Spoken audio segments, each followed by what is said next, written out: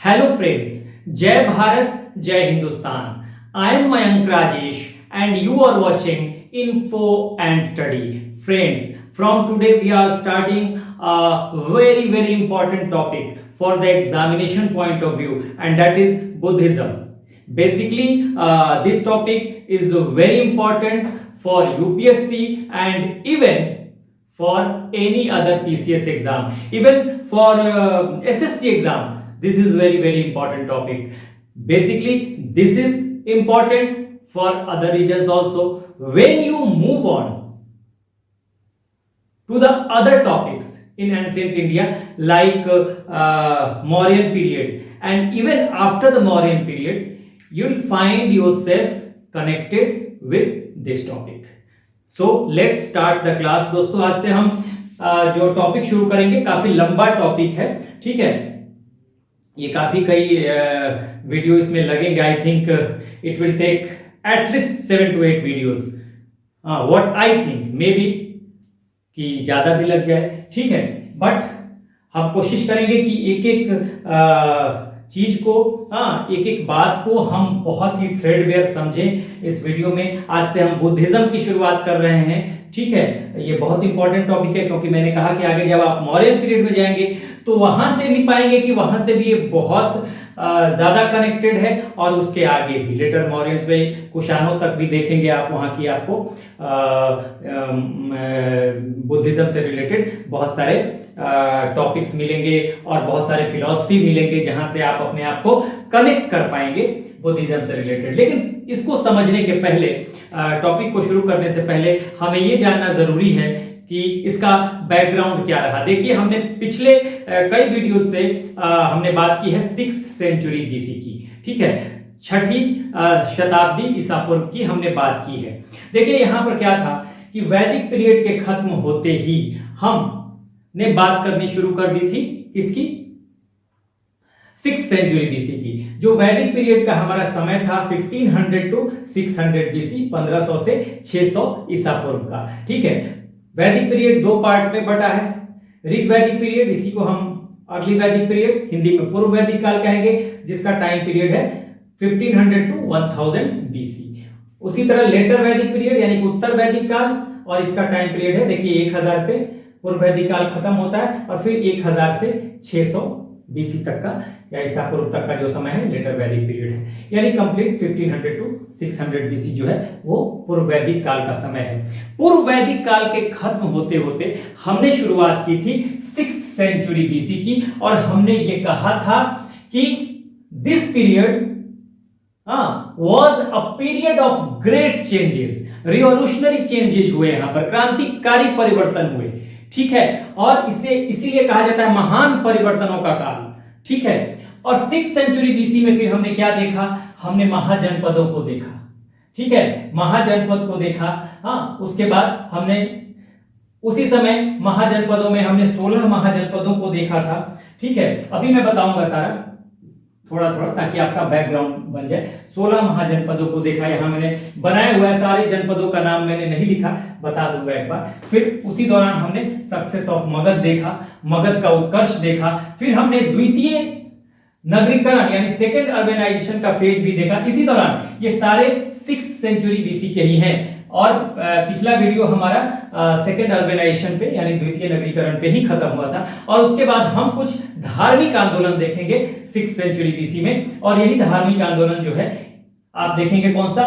एक स्टार्ट करेंगे, एक की शुरुआत होगी गौतम बुद्ध यानी महात्मा बुद्ध के द्वारा, और दूसरी की शुरुआत जैन महावीर स्वामी के द्वारा। हालांकि महावीर स्वामी जो है उन्होंने, वो संस्थापक नहीं थे जैन धर्म के, उन्होंने जैन धर्म की के ट्रेडिशंस को, परंपरा को, इसके बिलीफ्स को आगे बढ़ाया था, लेकिन आंदोलन के रूप में महावीर स्वामी ही इसे लेके आए थे, ठीक है। तो इन दोनों को हम देखेंगे, लेकिन आज का हमारा जो टॉपिक है वो बुद्ध पे है, रिलीजियस मूवमेंट्स में यानी कि धार्मिक आंदोलनों में। आज जो हमारा टॉपिक है महात्मा बुद्ध पे है, और उसमें ये टॉपिक सभी हम बात करेंगे। देखिए, मैंने बताया था कि जब वैदिक पीरियड हमने देखा था, तो वैदिक पीरियड में आपने क्या देखा था कि सबसे बड़ी राजनीतिक इकाई जन थी।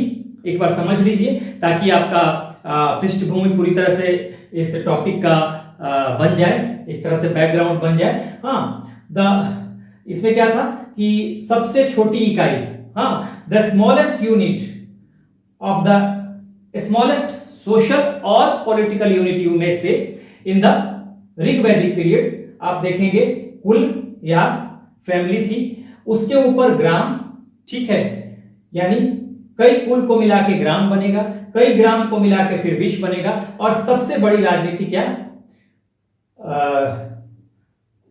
सामाजिक इकाई जो होगी, सोशल और पॉलिटिकल यूनिट जो होगी वो जन होगी, या जना आप कह लें इंग्लिश में, ठीक है। इसको ऐसे भी समझ सकते हैं कि सबसे छोटी इकाई क्या थी, कुल, हाँ, या फैमिली या गृह इसको कहते थे, उससे बड़ी इकाई हो गई ग्राम, उससे बड़ी इकाई हो गई विश्व, और सबसे बड़ी इकाई ये जन हो गई। यानी जन के भीतर क्या है, जन के भीतर क्या है, जन के भीतर है विश्व, विश्व के भीतर है क्या, ग्राम, और ग्राम के भीतर है कुल, फैमिली या गृह। हाँ, कई गृह या कुल को मिलाकर बनेगा एक ग्राम, कई ग्राम को मिला के बन रहा है एक विश्व, और कई विश्व को मिलाकर बन रहा है एक ये जन जो है, ये जन बन रहा है, जिसकी बात मैं यहां पे कर रहा हूं, ठीक है। और ये जन है क्या, एक ट्राइबल ग्रुप है। मैंने कहा था कि वैदिक पीरियड की शुरुआत किसने की थी भाई, इसके ओरिजिनेटर कौन थे, हाँ, इसके उत्पत्तिकर्ता कौन थे, तो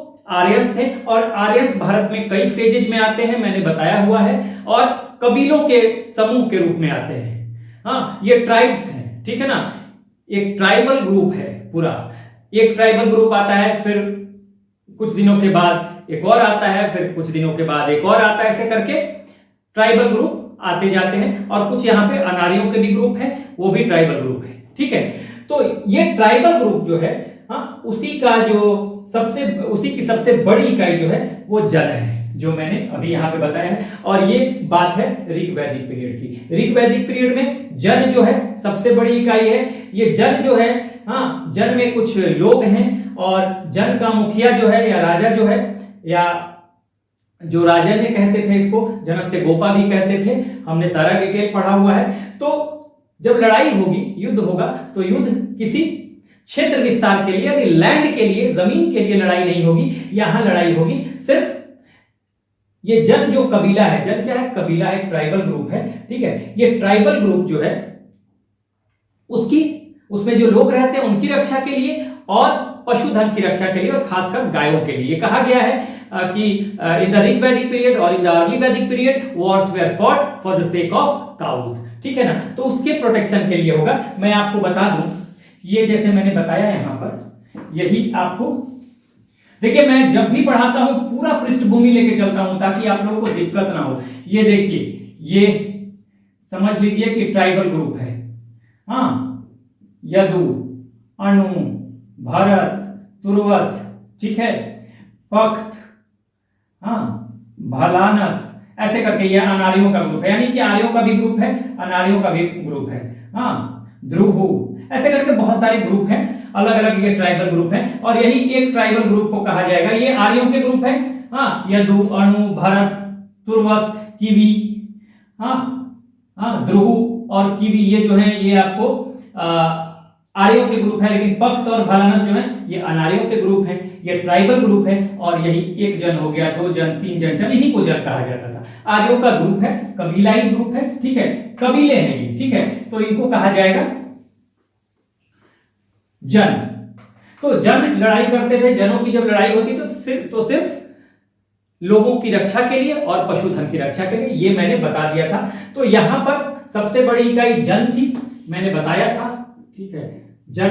और यहां पे जब आएंगे लेटर वैदिक पीरियड में, तो मैंने बताया कि एक जन दूसरे जन पे, अब यहां क्या होगा कि यहां पे लड़ाई शुरू हो जाएगी, किसके लिए, क्षेत्र विस्तार के लिए। एक जन दूसरे जन पे अटैक करेगा और इसको मिला लेगा तो जनपद तैयार हो जाएगा। या कोई एक जन है, ठीक है, वो क्षेत्र विस्तार कैसे कर सकता है, यहाँ पे अगर फॉरेस्ट है तो इसकी कटाई कर देगा लोहे की कुल्हाड़ी से और इस पूरे क्षेत्र को मिला लेगा, तो ये क्षेत्र विस्तार होने लगेगा। तो अब जो यहाँ पर युद्ध होंगे, वॉर होंगे, वो क्षेत्र विस्तार के लिए होगा। तो जन के बाद ये जनपद बनेगा, जनपदा, ठीक है। जन सबसे छोटी इकाई, सबसे बड़ी इकाई ऋग्वैदिक पीरियड में या पूर्व वैदिक काल में, तो जन।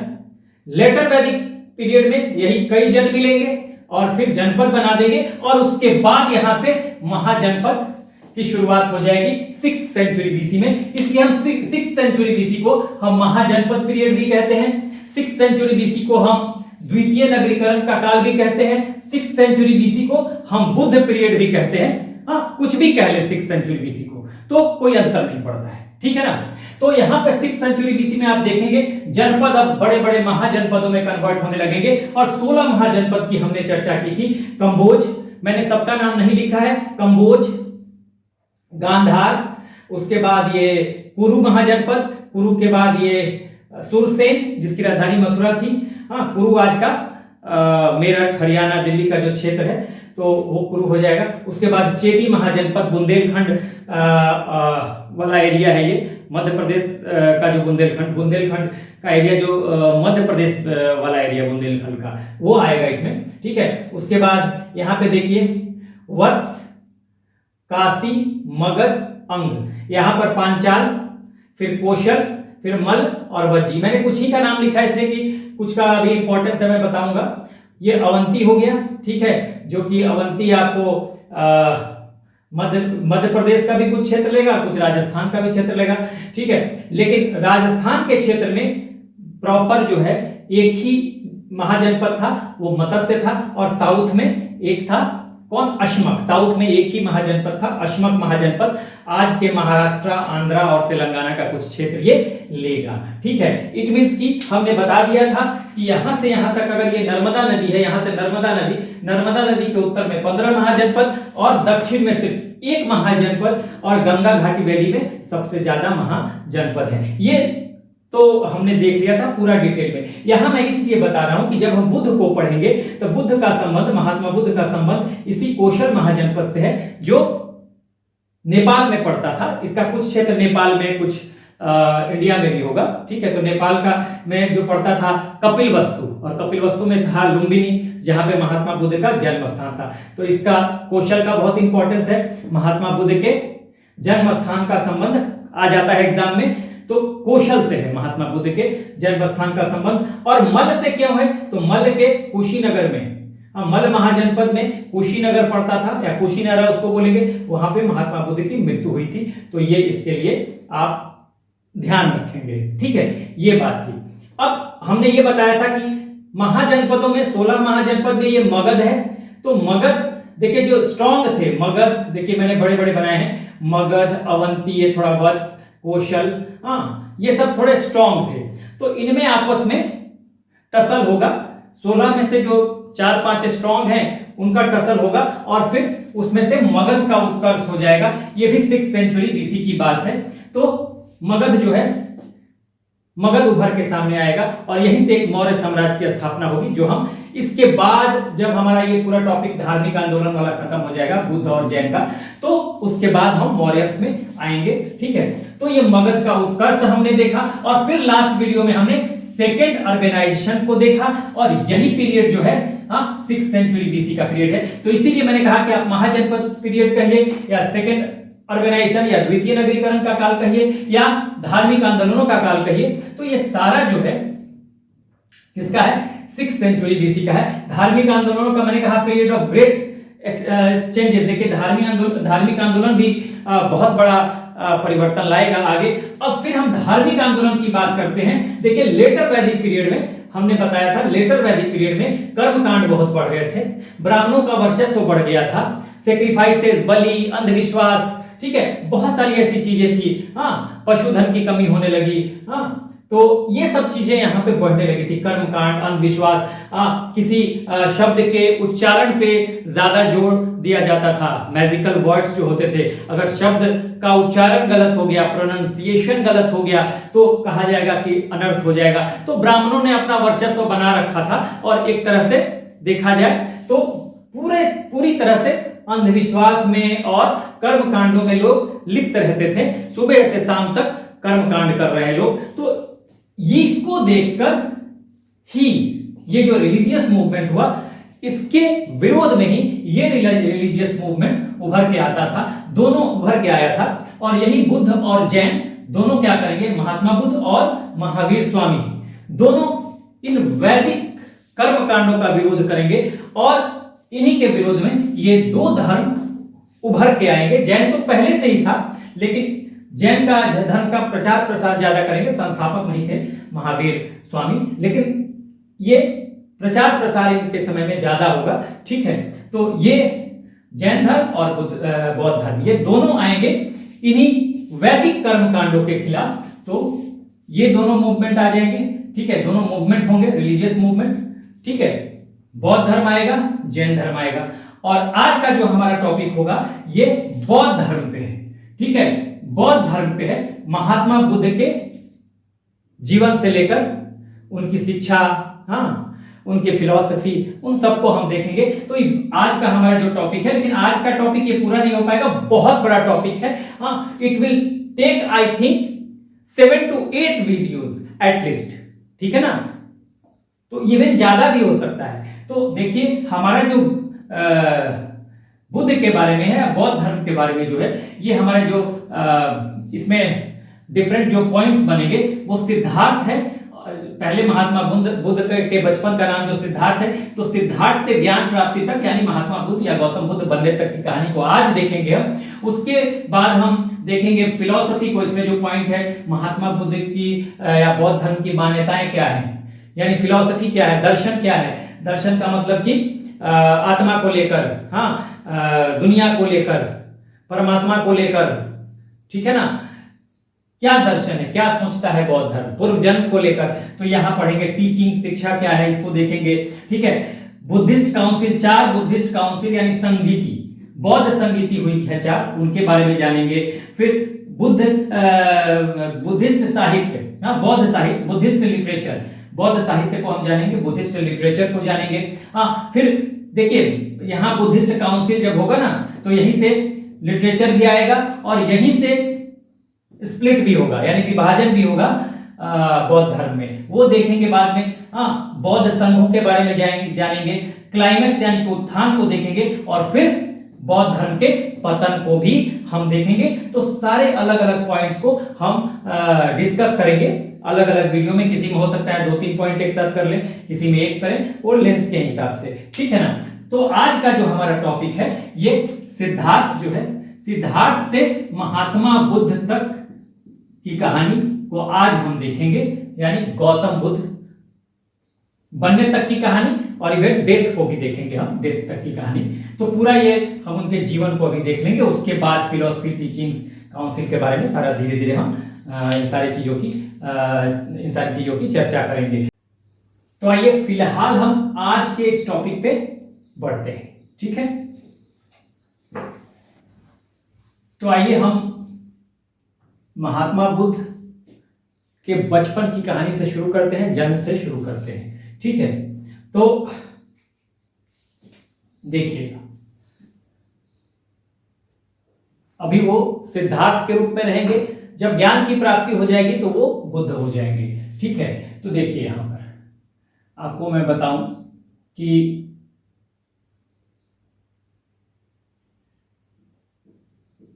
सुद्धोधन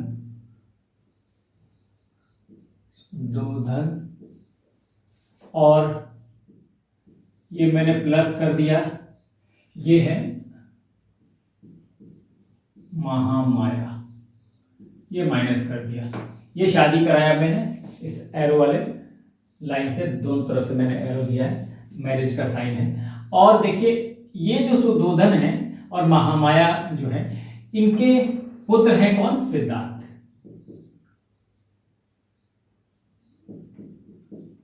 सिद्धार्थ सिद्धार्थ सिद्धार्थ ठीक है, इनके पुत्र हैं। अब देखिए कि ये सुद्धोधन कौन है। सुद्धोधन जो है ये आपको शाक्य डायनेस्टी से हैं।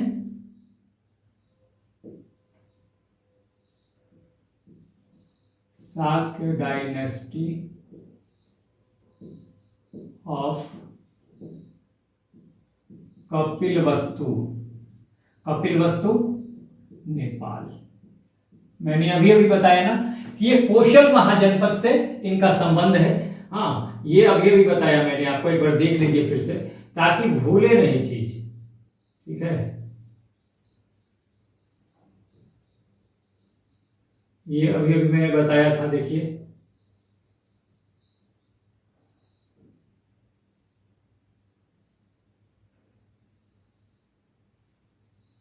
ठीक है, ये जो हमने बताया था कि यहां पर देखिए पांचाल हो जाएगा, और यहाँ पे कौशल महाजनपद है।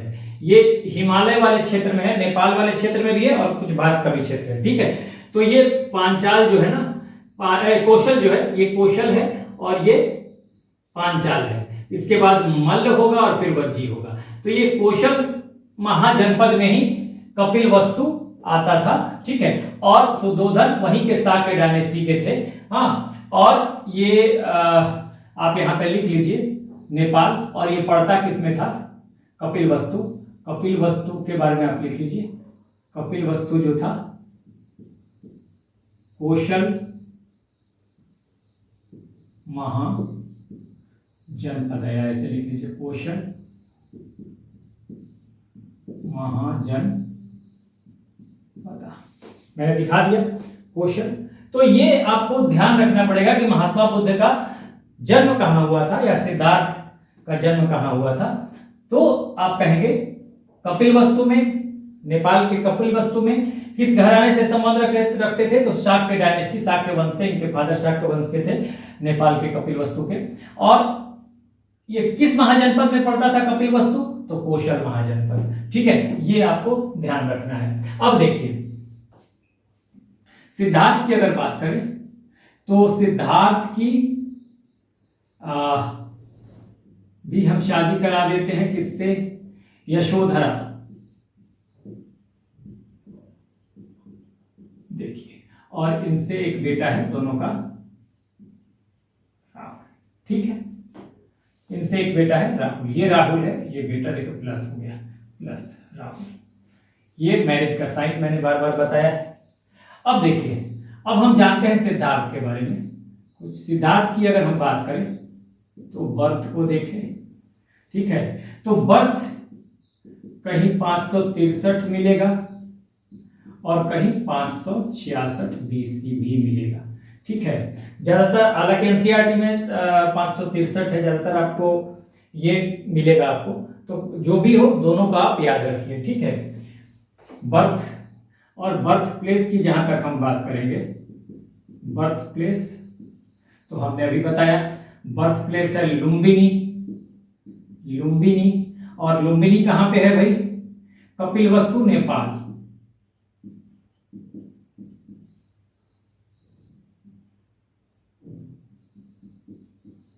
नेपाल। ठीक है, अब देखिए लुम्बिनी का मॉडर्न नेम है, इस लुम्बिनी का मॉडर्न नेम भी है, आधुनिक नाम क्या है भाई? तो देख लीजिए, रुम्मनदई। ध्यान रखिएगा, रुम्मनदई। हाँ, ये बहुत इंपॉर्टेंट है, ये सब फैक्ट्स खासकर पीसीएस में पूछ दिए जाते हैं। ठीक है, रुम्मनदई। ठीक है, उसके बाद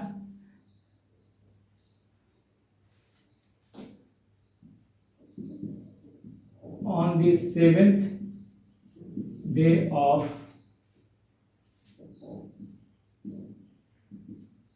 the birth of सिद्धार्थ। ठीक है, सिद्धार्थ के जन्म के 7वें दिन एक सेंट है। कौन है सेंट? ये सेंट है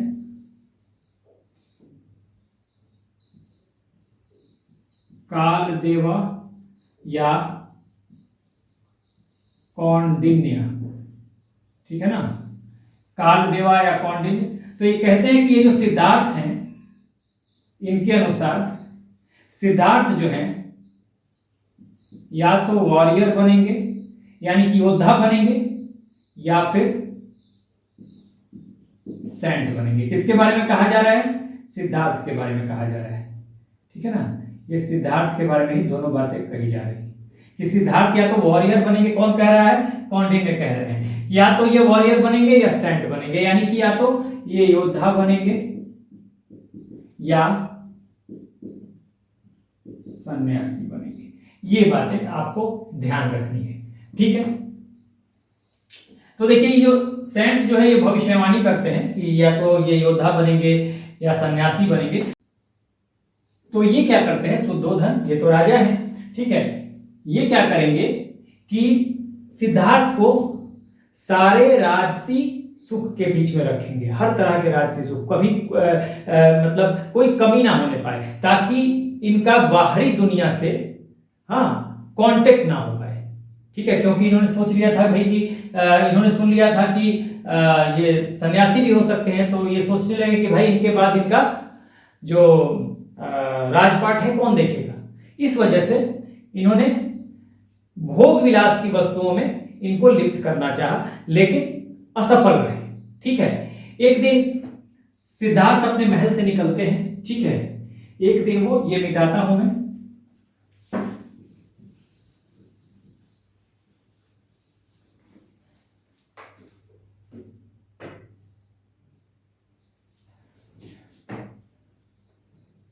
सिद्धार्थ एक दिन अपने पैलेस से निकलते हैं बाहर, और ये कुछ चीजों को देखते हैं, जैसे, ठीक है, कैसे, क्या क्या देखेंगे, ये देखेंगे, देखिए ये देखेंगे एक ओल्ड मैन, एक बूढ़ा व्यक्ति, उसके अलावा एक सिक मैन, सिक पर्सन या मैन कहे, उसके अलावा देखेंगे डेड बॉडी, मृत व्यक्ति को देखेंगे, और फिर देखेंगे एक सेंट को, ठीक है। तो सिद्धार्थ के साथ क्या है कि ये इनके साथ इनका एक घोड़ा है कंथक, और सारथी होता है छन्ना, ठीक है। याद रखें हॉर्स का नाम है कंथक, ठीक है।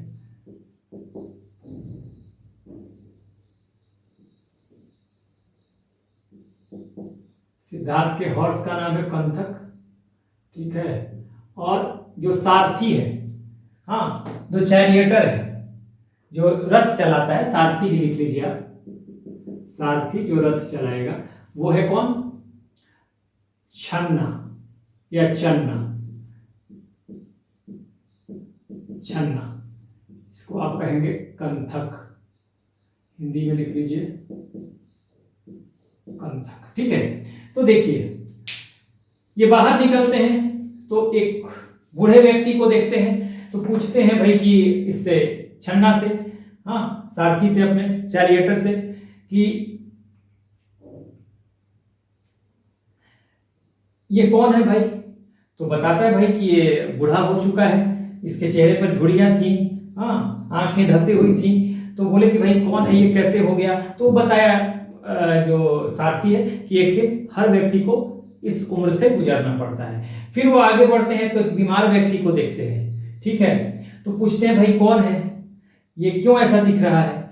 तो उसने कहा कि भाई ये तो जीवन की प्रक्रिया है, शरीर है और उसमें बीमारियां होती रहती हैं, ठीक है। उसके बाद एक डेड बॉडी को देखता है, और वो ये देखते हैं सिद्धार्थ, और देखते हैं कि बहुत सारे लोग रो रहे हैं। तो पूछते हैं भाई कि कौन है, क्या हो रहा है। तो बताता है कि अब इसकी आयु समाप्त हो चुकी है और ये मृत्यु इसकी हो चुकी है, इस व्यक्ति की। तो घर वाले दुख जता रहे हैं, ठीक है। तो सिद्धार्थ जो है बहुत बेचैन हो जाते हैं इन सब को देख के। आगे वो एक सेंट को यानी सन्यासी को देखते हैं, और देखते हैं कि गाता चला जा रहा है। तो पूछते हैं वो छन्ना से कि भाई कौन है ये इतना खुश क्यों है। तो छन्ना बताता है कि भाई ये सांसारिक मोह माया से बहुत ऊपर उठ चुका है, इसको दुनिया से कोई मतलब नहीं है, ठीक है, और इसलिए बहुत खुश है। तब ये निश्चित करते हैं सिद्धार्थ, ये तय करते हैं कि इनको सन्यासी बनना है। ये तो पहला पार्ट हमने देखा इसका, आगे अभी देखेंगे, ठीक है। तो यहां आपको जो चीजें याद रखनी है, तो ये तो आपको याद ही हो जाएगा।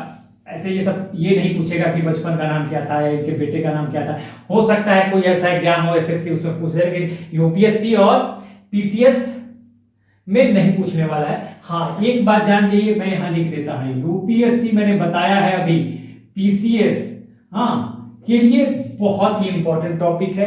हाँ, मैंने बताया, क्योंकि आगे भी जाके जब आप मौर्य डायनेस्टी पढ़ेंगे, उसके बाद भी जाएंगे लेटर मौर्यन में, तो आपको आपको कहीं ना कहीं कनेक्शन मिलता रहेगा। ठीक है, तो आप ध्यान दीजिएगा।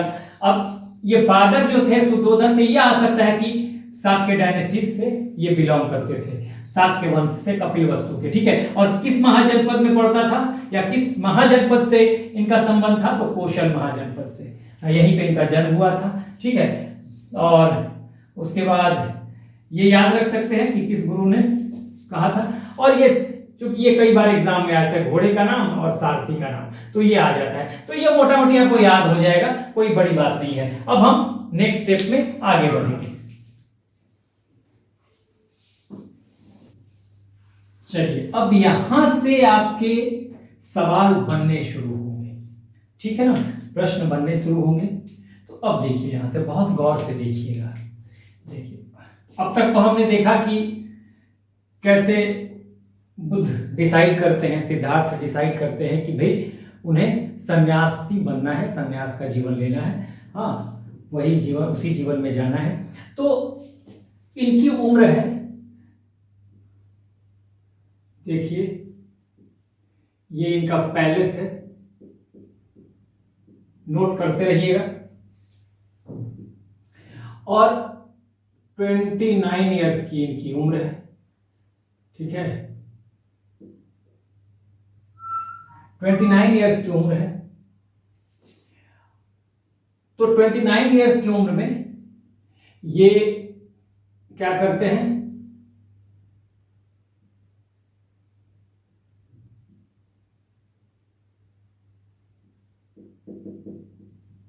लेफ्ट हाउस, घर छोड़ते हैं। ठीक है, जाते हैं, अपनी पत्नी को देखते हैं, बच्चे को देखते हैं, एक बेटा है राहुल इनका, मैंने बताया, उनको देखते हैं, गले से लगाते हैं बेटे को, और घर को छोड़ देते हैं। यहां से आपका एक सवाल, पहला सवाल, 29 इयर्स इनकी एज है, यहां से पहला सवाल बनता है, इनके साथ इस समय इनका घोड़ा है, हॉर्स है, कौन है,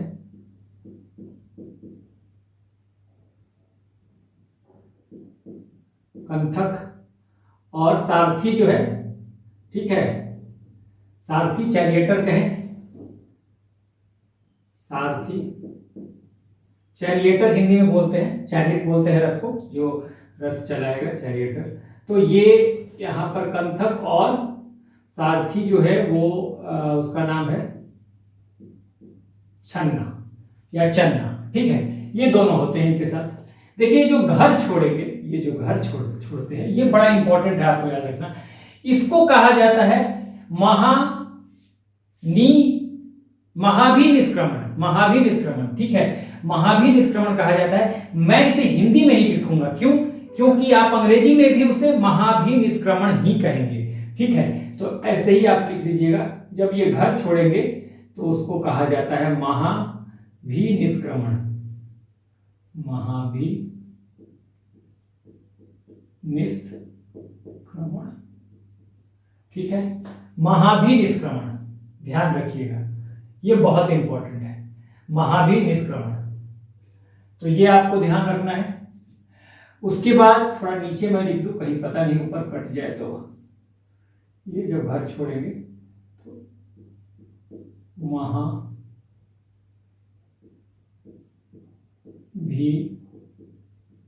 निष्क्रमण। ठीक है, तो महात्मा बुद्ध के घर छोड़ने को क्या कहते हैं, महाभी निष्क्रमण, याद रखिएगा। ठीक है, उसके बाद ये निकलते हैं यहां से, और निकल के पहुंचेंगे आगे। एक यहां पे समझ लीजिए कि यहां पे एक अनोमा रिवर है, अनोमा। ठीक है, यहां पे एक अनोमा रिवर, रिवर अनोमा यहां पे है। इस अनोमा रिवर के पास एक है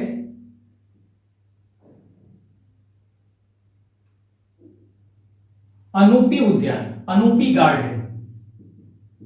अनूपी उद्यान ही लिखिए, उद्यान आप हिंदी में ही लिखिए, इसलिए कि फिर ये अनूपी उद्यान या अनूपी गार्डन, अनूपी नाम यही होगा, उद्यान, ठीक है, अनूपी उद्यान है। तो यहीं पे क्या करते हैं, अपना बाल और हटाते हैं, हाँ, बॉल्ड हो जाते हैं, गंजे हो जाते हैं, और फिर अपने कपड़े उतारते हैं, राजसी कपड़े जो होते हैं, और सारथी छन्ना को कहते हैं, देते हैं और कहते हैं कि अब तुम यहां से वापस लौट जाओ, ठीक है, कहां पे, अनूपी उद्यान में, ठीक है। तो उसके बाद वो चला जाता है और अनूपी उद्यान में ये 7 डेज रहते हैं और अपना सोच विचार करते हैं कि आगे क्या करना है जीवन में, ठीक है। अब इसके बाद अनूपी उद्यान से ये आगे बढ़ेंगे, ठीक है, ये अनुमा रिवर है, रिवर अनुमा, ये अनूपी उद्यान है वहीं पे, अनुमा रिवर के ऐसे ही कर लीजिए, ये यहीं पे अनूपी उद्यान है, ठीक है। अब यहां से ये आगे बढ़ेंगे, ठीक है, आगे बढ़ेंगे और पहुंचेंगे कहां पे, ये पहुंचेंगे वैशाली। वैशाली किस महाजनपद में था, वज्जी महाजनपद, अभी मैंने बताया है, ठीक है, अभी मैंने बताया था ना, ये जैसे आप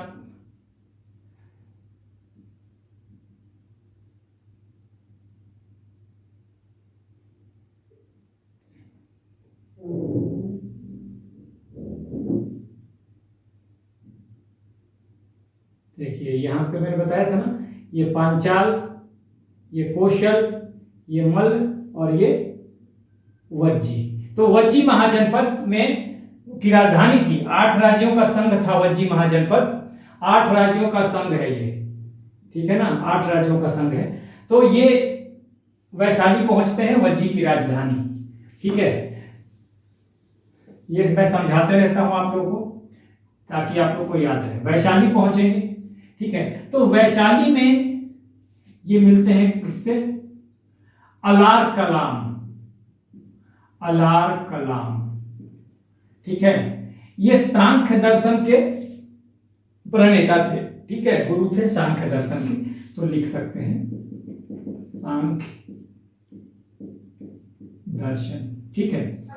और अगर देखा जाए तो इनके प्रथम गुरु, फर्स्ट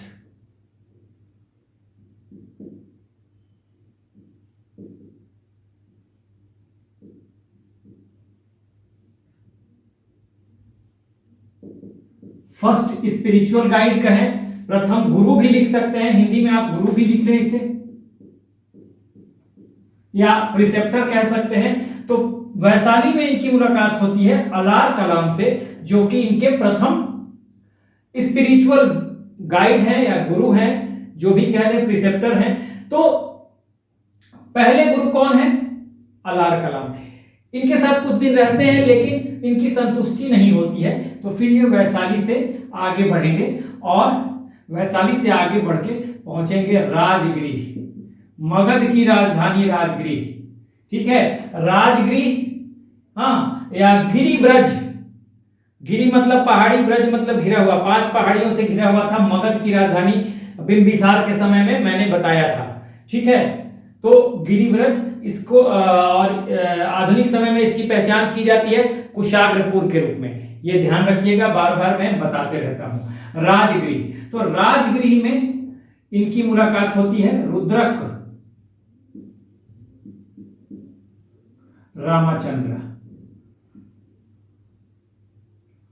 रामचंद्र, रुद्रक रामचंद्र, ये सेकेंड स्पिरिचुअल गुरु,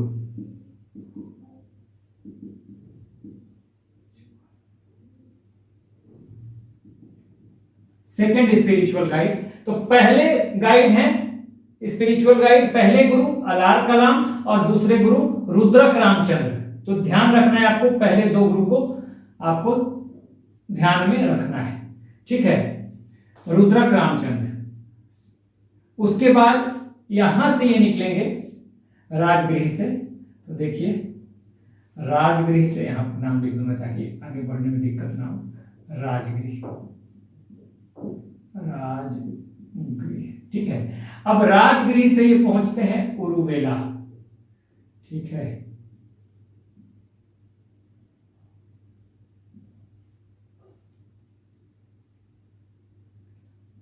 उरुबेला कहें, अलग अलग किताबों में थोड़ा सा डिफरेंट हो सकता है नाम, ठीक है, लेकिन यही होगा उरुबेला। तो उरुबेला जब पहुंचेंगे तो यहां पर इनकी मुलाकात होगी 5 ब्राह्मण्स, ठीक है। ये कौन कौन से हैं 5 ब्राह्मण्स, देखिएगा। ये हैं आंज, मैं हिंदी में नाम लिखता हूं ताकि आपको, क्योंकि अंग्रेजी में भी यही रहेगा, आपको ट्रांसलेशन में समझने में दिक्कत ना हो, इसको जब आप इंग्लिश में लिखोगे तो उसमें दिक्कत ना हो। आंज, ठीक है ना, आंज। दूसरे हैं असज्जी,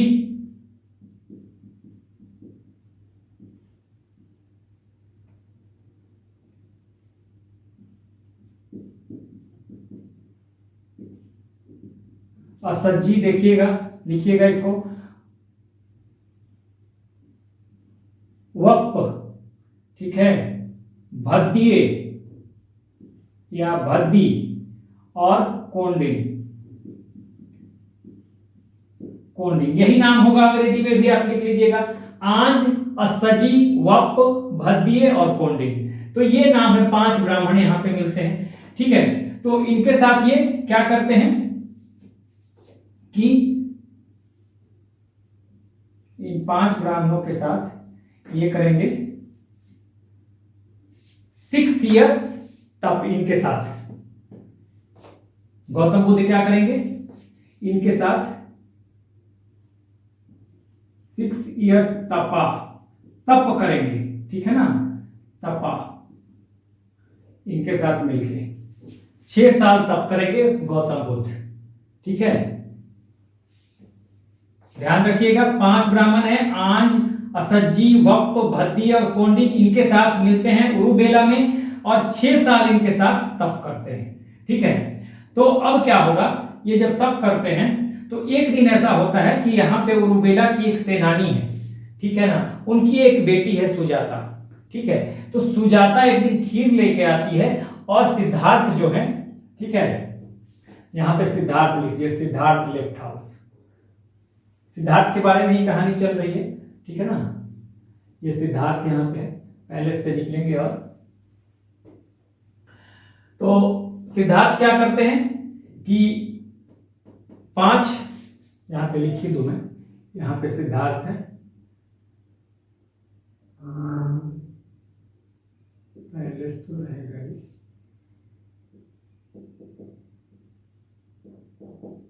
सिद्धार्थ लेफ्ट हाउस, ठीक है। अब देखिए, अब क्या होगा कि वो खीर खा लेते हैं। मैंने अभी बताया कि यहाँ पे उरुबेला में एक सेनानी है, उनकी बेटी है सुजाता, वो एक दिन खीर लेके आती है और महात्मा बुद्ध वो खीर खा लेते हैं।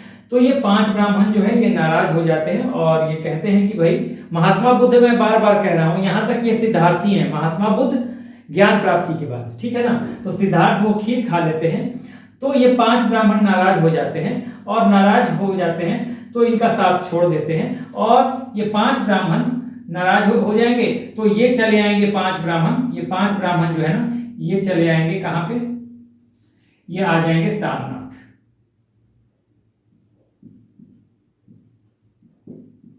सारनाथ इनको छोड़ के, ठीक है, सारनाथ छोड़ के आ जाएंगे और गौतम बुद्ध जो है वो उरुबेला से आ जाएंगे कहां पे, वो आएंगे काशी, बोध गया,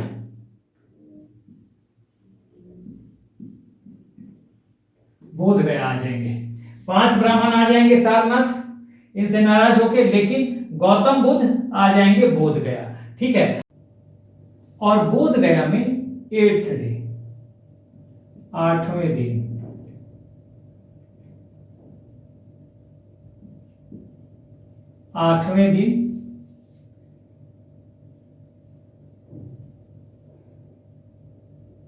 निरंजना या पुनपुन नदी है, ठीक है, निरंजना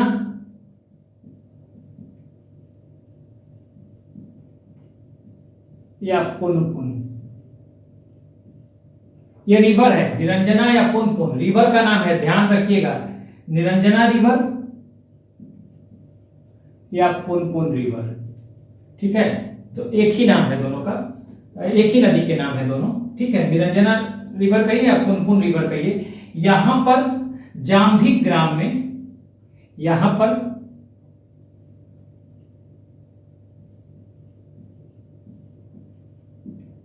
जाम्भिक ग्राम है, और जाम्भिक ग्राम में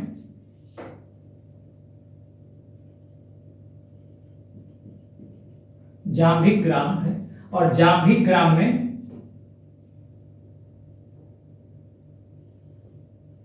पीपल के पेड़ के नीचे,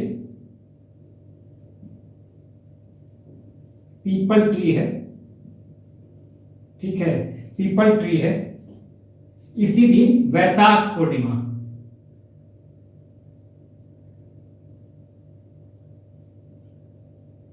मैं हिंदी में लिखता हूं वैशाख पूर्णिमा, वैशाख पूर्णिमा के दिन ही इनको ज्ञान की प्राप्ति होती है, ठीक है। क्या होता है, सिद्धार्थ को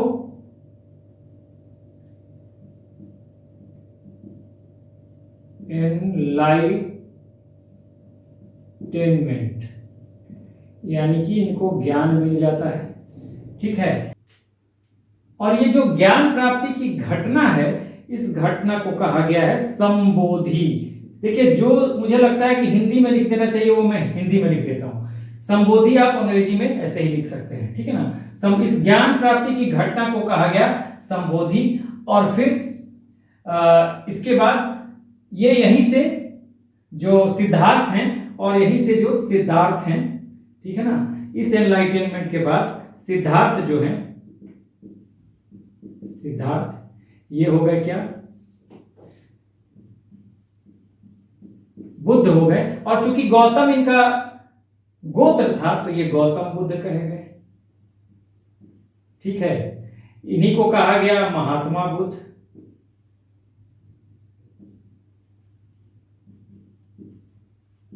इन्हीं को कहा गया शाक्य मुनि,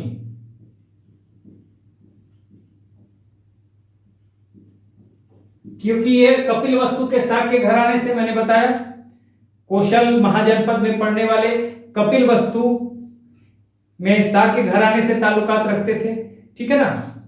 देखिए, बेसिकली ये कौन थे, ये लोग क्षत्रिय थे। यहां पर जो धार्मिक आंदोलन हो रहा है, हाँ, तो ये महात्मा बुद्ध भी कहा जाता है क्षत्रिय घराने से आते थे। आपको महावीर स्वामी भी कहा जाता है क्षत्रिय घराने के लोग थे, ठीक है ना। तो शाक्य मुनि कहे गए, क्योंकि शाक्य घराने से, कपिल वस्तु के शाक्य घराने से इनका ताल्लुक था। और इनका, तो इनको तथागत भी कहा गया, तथागत, जो सब कुछ जानता हो। तो कई नाम हो गए, सिद्धार्थ से ये बन गए गौतम बुद्ध, महात्मा बुद्ध, शाक्य मुनि या तथागत, कुछ भी कह लीजिए, ठीक है। तो अब देखिए, ये घटना कहां पे होती है, उरुवेला में। ध्यान दीजिएगा, इसका नाम अच्छे से लिखिएगा, मैं हिंदी में भी लिख देता हूं, उरुवेला, ठीक है।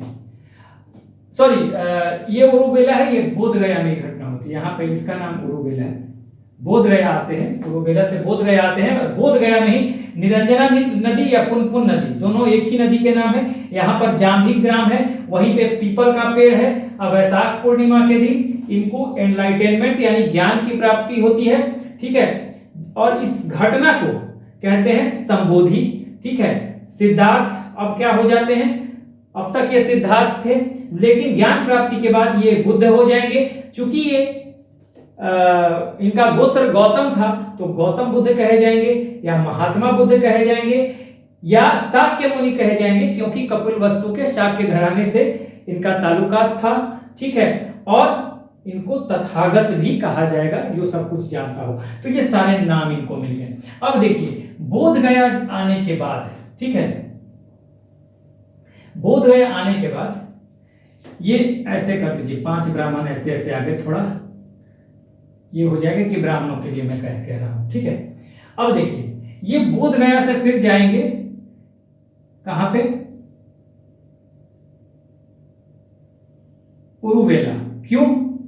क्योंकि उरुवेला ये पहुंचते हैं, किस लिए, क्योंकि इन्हीं 5 ब्राह्मणों से इनको लगा कि मुलाकात हो जाएगी। यहाँ पर ज्ञान प्राप्ति के बाद मुलाकात हो जाएगी और इनसे जाके हम बातचीत करेंगे, अपने ज्ञान के बारे में इनको बताएंगे।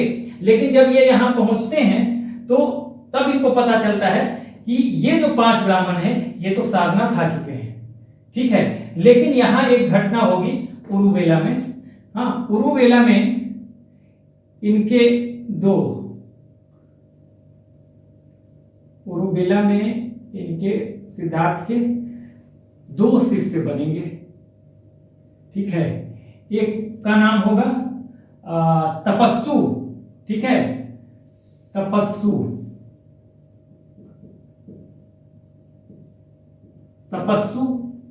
और एक होगा कल्लिक। 2 लोग बनेंगे। तो ये सबसे प्रथम फर्स्ट 2 डिसाइपल्स अगर देखें तो प्रारंभिक जो शिष्य हैं, फर्स्ट 2 डिसाइपल्स, प्रथम 2 जो या प्रारंभिक शिष्य जो बनेंगे, फर्स्ट 2 डिसाइपल्स, प्रथम 2 शिष्य जो बनेंगे तपस्सु और कल्लिक, ये बन जा रहे हैं, ठीक है, यहां पे उरुवेला में, ठीक है, ये बनते हैं। अब फिर ये आएंगे कहां पे, यहां तो शिष्य बन जाएंगे 2 लोग उरुवेला में। और उरुवेला गए थे क्यों, ये गए थे इन 5 ब्राह्मणों से, ये जो 5 ब्राह्मण थे, हाँ, इनसे मिलने के लिए। लेकिन तब इन्हें पता चलता है कि ये तो सारनाथ आ चुके हैं 5 ब्राह्मण। तो फिर ये उरुवेला से अब आएंगे सारनाथ, ठीक है। अब ये सारनाथ पहुंचे, ठीक है। अब ये जब सारनाथ पहुंचेंगे तब यहां पे क्या होगा, यहां पे पहुंच के और ये 5 ब्राह्मणों से इनकी मुलाकात होगी और इन 5 ब्राह्मण्स को ये क्या करेंगे, सरमन देंगे, ठीक है। यहां पे ये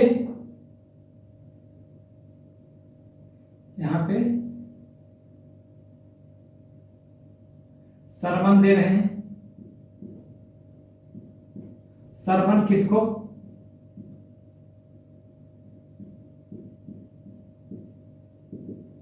फाइव ब्राह्मण्स। तो फर्स्ट सरमन इन्हीं को देंगे, ये प्रथम उपदेश। फर्स्ट सरमन, सरमन का मतलब उपदेश होता है, आप लिख लीजिए इसको,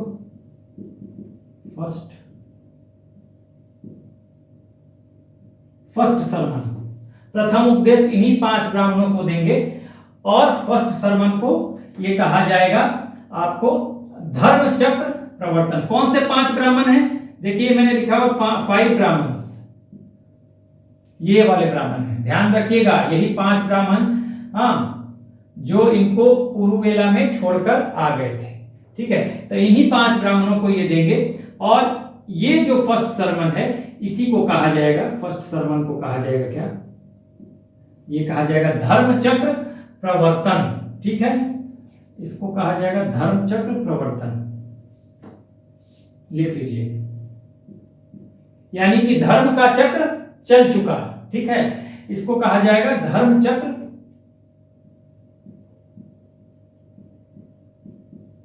प्रवर्तन, धर्म चक्र प्रवर्तन, ठीक है। थोड़ा मैं बड़ा लिख देता हूं,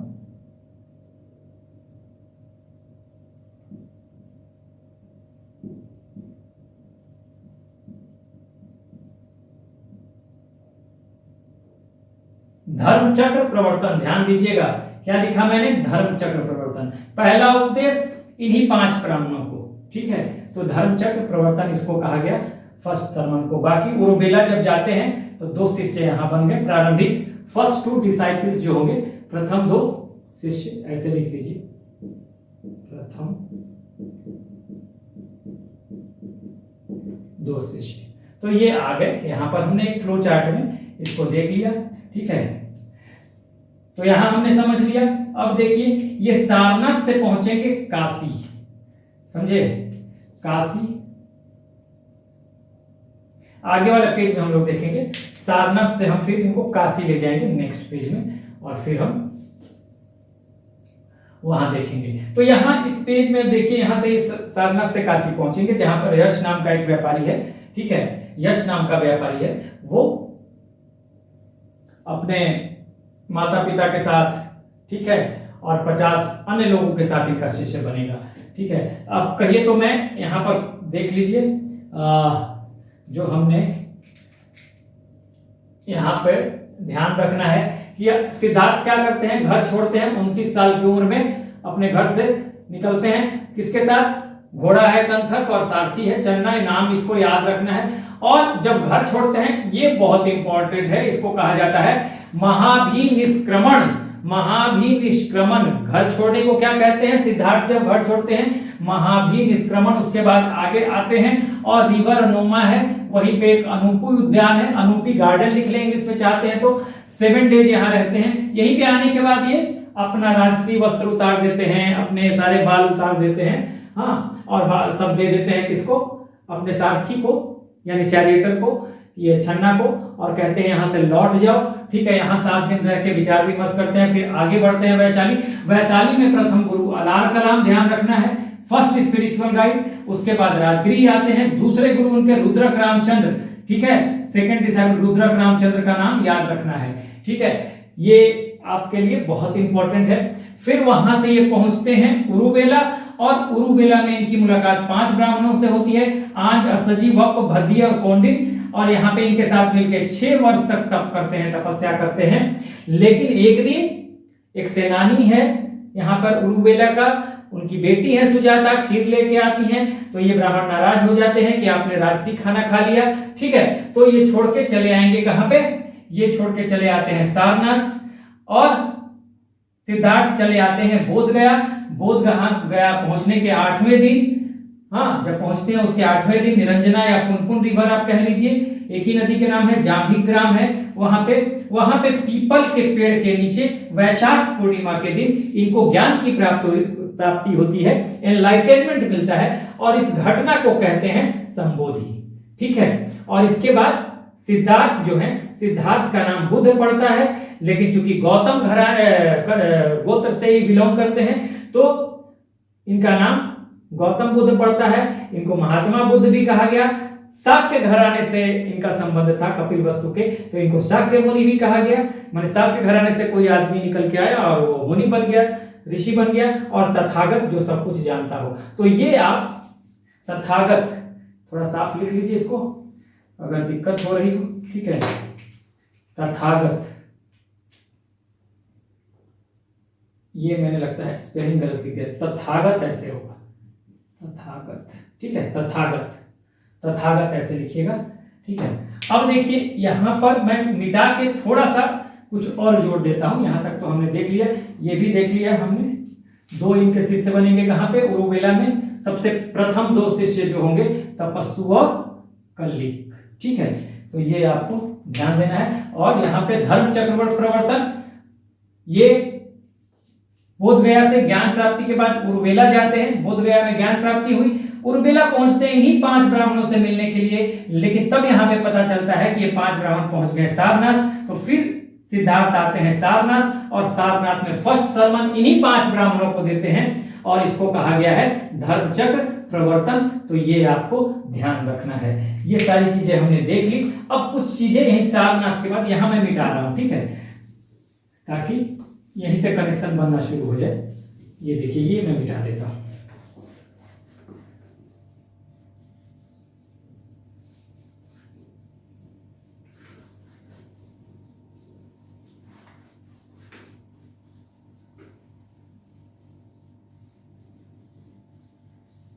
देखिए, अब ये सारनाथ के बाद पहला सरमन देने के बाद ये पहुंचेंगे काशी।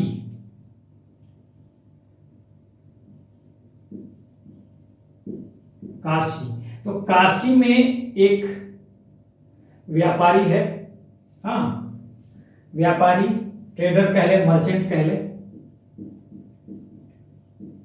मर्चेंट है। तो ये अपने फादर, हाँ, ये जो है इसके फादर, मदर, ब्रदर, ठीक है, फादर, मदर, ब्रदर, और प्लस 50 और लोग हैं, तो ये बन जाते हैं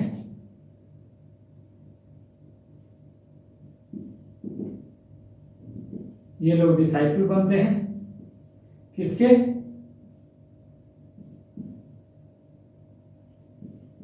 बुद्ध के। ठीक है, तो ये लास्ट हमने यहां लिखा। काशी पहुंचते हैं सारनाथ के बाद।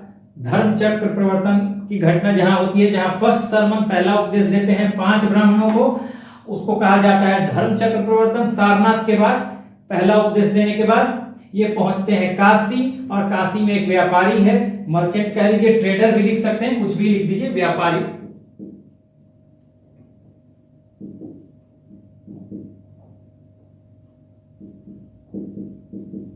व्यापारी है तो अपने पिता, माता, ब्रदर और वाइफ, मदर, वाइफ और फादर, मदर, वाइफ, ब्रदर के साथ ये फादर, मदर, वाइफ और ब्रदर और साथ ही 50 और लोग बुद्ध के डिसाइपल यानी कि शिष्य हो जाते हैं। ठीक है, तो यहां तक की हमारी कहानी खत्म हुई। आगे बढ़ते हैं हम नेक्स्ट स्टेप पे, देखते हैं और फिर हमारा कहां से, काशी से फिर शुरू करेंगे। ठीक है, चलिए अभी हमने देखा कि ये काशी में थे। ठीक है, काशी में थे, काशी में थे।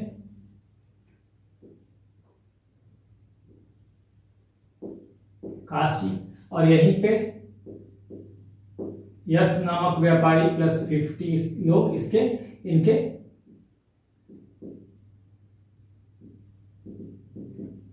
डिसाइपल बनते हैं महात्मा बुद्ध के। अब ये इनका वापस लौटने का क्रम शुरू हो रहा है। उरुबेला से सारनाथ पहुंचे थे, सारनाथ से काशी गए थे। ठीक है, अब फिर ये वापस चलेंगे और पहुंचेंगे कहां, सारनाथ। यहां पे पहुंचेंगे सारनाथ, ऊपर लिख देता हूं मैं, ये सारनाथ, सारनाथ। यहां पे फिर सारनाथ पहुंचेगी। ठीक है, अब सारनाथ में क्या होगा कि सारनाथ में ये इनका प्रथम वर्षावास कहा जाता है, 1 साल बिताएंगे यहां पे। ठीक है, ज्ञान प्राप्ति के बाद फर्स्ट वर्षावास। ठीक है, प्रथम वर्षावास कहा जाता है।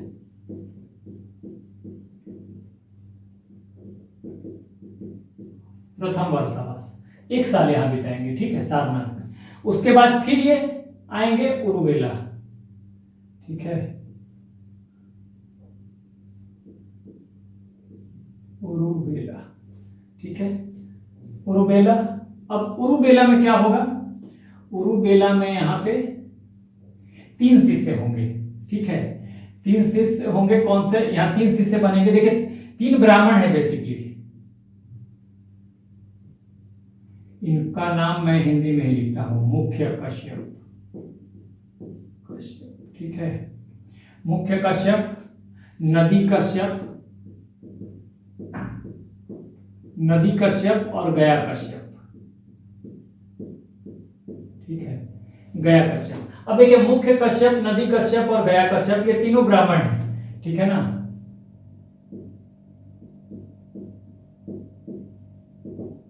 ब्राह्मण है।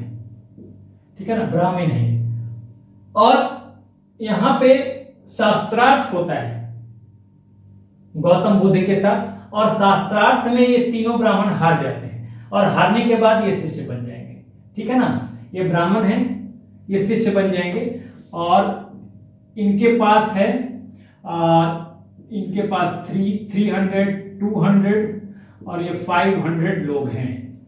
इनके पास 300 लोग हैं, इनके पास 200 लोग हैं, इनके पास 500 लोग हैं। इस तरह से ये सभी शिष्य बन जाएंगे। ठीक है ना, ये सभी ये ब्राह्मण जो है ये डिसाइपल बन जाएंगे।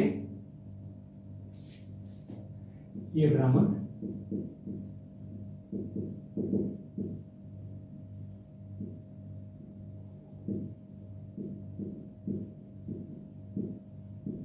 डिसाइपल बन जाएंगे। और इस तरह से महात्मा बुद्ध के शिष्यों की संख्या, डिसाइपल्स या कहें फॉलोअर्स की संख्या हजारों में पहुंच गई यहां पर। ठीक है, अब आगे बढ़ते हैं। फिर अब ये पहुंचेंगे यहां से जरूरत पड़ेगी आप लोग नोट करते जाइए, इसको मैं मिटा भी दूंगा क्योंकि लिखने में मुझे सुविधा होगी, ठीक है ना। अब ये पहुंचेंगे कहां पे, राजगृह। राजगृह मैंने बताया था इसका नाम गिरिव्रज भी था, 5 पहाड़ियों से घिरा हुआ। गिरि मतलब पर्वत, व्रज मतलब घिरा हुआ, मजबूत, ब्रज मतलब मजबूत पहाड़ियों से घिरा हुआ। और आधुनिक समय में इसकी पहचान कुशाग्रपुर के रूप में भी की जाती है। तो ये आपको ध्यान रखना है, कुशाग्रपुर कहें, राजगृह कहें या गिरिव्रज कहें, बात एक ही है, ठीक है। तो यहाँ पे राजगृह किसकी राजधानी थी, हमने पढ़ा था मगध के शासक थे कौन शुरुआती दौर में, बिंबिसार, ठीक है। तो बिंबिसार की राजधानी थी, कैपिटल थी राजगृह, ठीक है। तो यहां पर जो बिंबिसार है वो पहला क्या होता है, यहां पे पहली बात तो ये होगी कि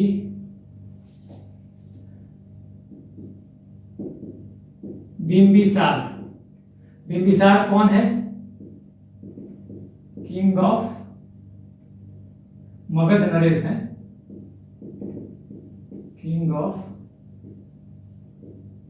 मगध। इन्हें एक विहार भेंट करेंगे, उस विहार का नाम है, बिंबिसार ने इन्हें दिया वेनुवन विहार। तो पहली बात तो ये हो गई। उसके बाद दूसरी घटना क्या होगी,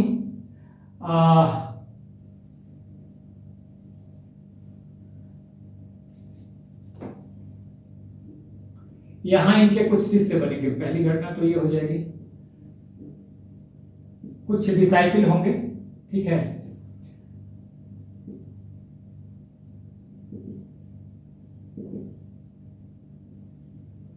कौन कौन होंगे देखिए, सारीपुत्र या सारीपुत्र, ठीक है।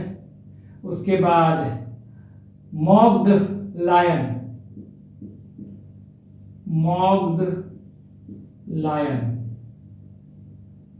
फिर उसके बाद अभय, और फिर उसके बाद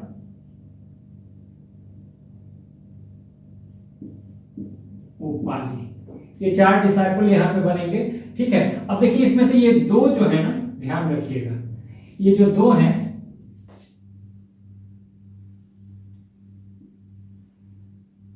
तो इनकी अस्थियां, ये जो 2 शिष्य हैं, इनकी अस्थियां जो रखी हुई हैं सांची के स्तूप में, हाँ, गौतम बुद्ध के साथ इन दोनों की अस्थियां रखी हुई हैं, ठीक है ना। रिमेन्स जो होता है, अस्थियां, तो ये आप लिख सकते हैं, ये आता है कई बार एग्जाम में, तो यहां पे लिखिए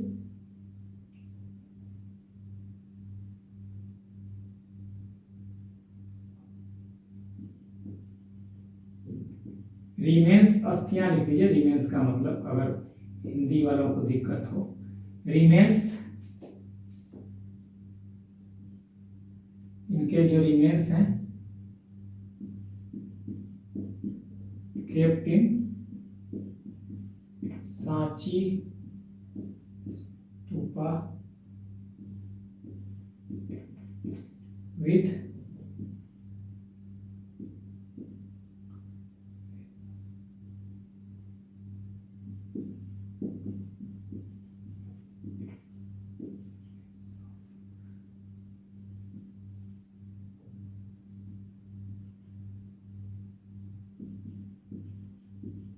गौतम बुद्ध, ठीक है। अब देखिए ये सारीपुत्र और मौग्धलायन, इन दोनों की के रिमेन्स यानी कि अस्थियां रखे हुए हैं कहां पे, इनकी अस्थियां रखी हुई हैं kept in Sanchi stupa with the remains of Gautam Buddha. तो यहां तक की घटना हमने देख ली, ठीक है। अभी चूंकि मैं मिटाऊंगा स्पेस बनाने के लिए, इसी फ्लो चार्ट में हमें सब कुछ लिखना है। तो यहाँ पर काशी ये लौटने की प्रक्रिया है, मैंने बताया। काशी में यश नामक व्यापारी है 50 डिसाइपल्स के साथ, 50 लोगों के साथ उनका शिष्य बनता है। फिर सारनाथ पहुंचते हैं, प्रथम वर्षावास यहाँ पे है, 1 साल व्यतीत करेंगे यहाँ पर, ठीक है। उसके बाद फिर उरुबेला पहुंचेंगे, तो वहां पे 3 लोग हैं, मुख्य कश्यप, नदी कश्यप, गया कश्यप, ये 5 ब्राह्मण हैं। इनके साथ 3 ब्राह्मण हैं जिनके साथ इनका शास्त्रार्थ होता है गौतम बुद्ध का, और शास्त्रार्थ में ये तीनों लोग हार जाते हैं और अपने इनके पास मुख्य का सबके पास 300 मतलब 300 पीपल हैं, और इनके पास 200 है, इनके पास 500 है, तो ये सब मिल जाते हैं और सब मिलके डिसाइपल बन जाते हैं, तो हजारों में इनकी संख्या पहुंच गई। फिर ये राजगृह पहुंचते हैं, और राजगृह में बिंबिसार जो मगध के राजा हैं, हाँ, वो जेतवन विहार इनको भेंट करते हैं, गिफ्ट करते हैं, और कुछ डिसाइपल्स यहाँ पे बनेंगे, सारिपुत्र, हाँ, मॉग द लायन, देखिए मॉग द लायन, आप देखिएगा इसको, मॉग द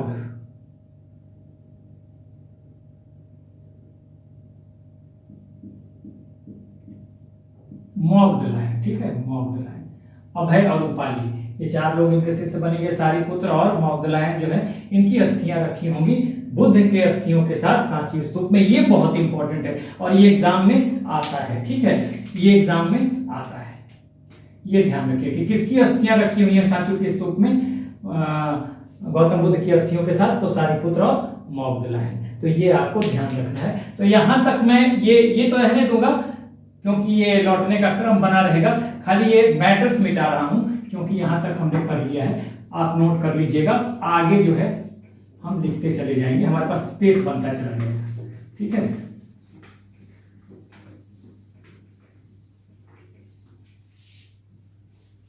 क्योंकि स्पेस बनाना भी जरूरी है, तभी तो लिख पाएंगे।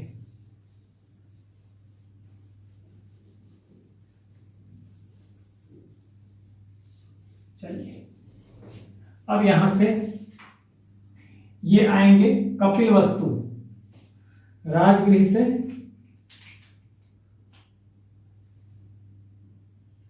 ये ऐसे आप एरो बना सकते हैं,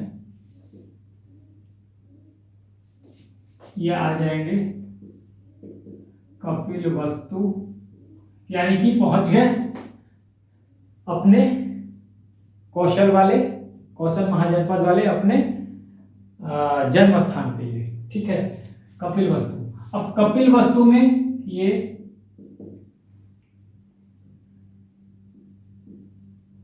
एक तरह से दीक्षा देंगे, सरमन देंगे और दीक्षा देंगे, हाँ, किसको सरमन देंगे, किसको,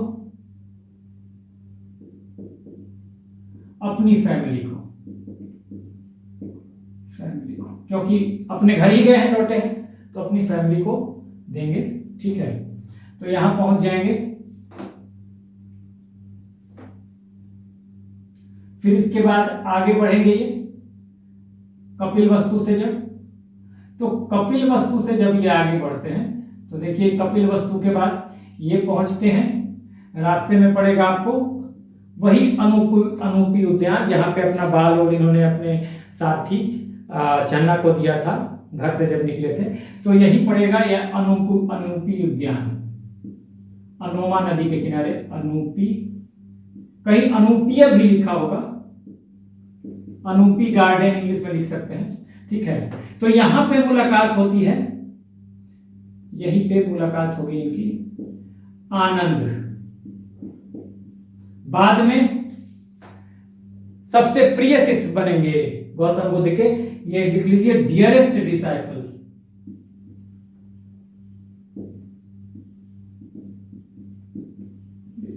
ये बहुत इंपॉर्टेंट है, डियरेस्ट डिसाइपल, ठीक है।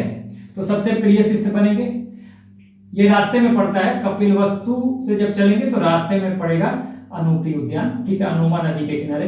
उसके बाद ये अब पहुंचेंगे कहां पे,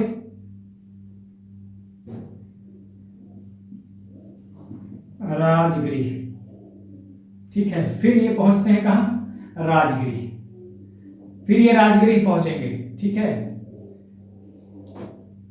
फिर राजगृह पहुंचते हैं, और राजगृह जब पहुंचेंगे अनूपी उद्यान से, फिर राजगृह पहुंचेंगे, और राजगृह जब पहुंचेंगे तो यहां पे कुछ घटना होगी।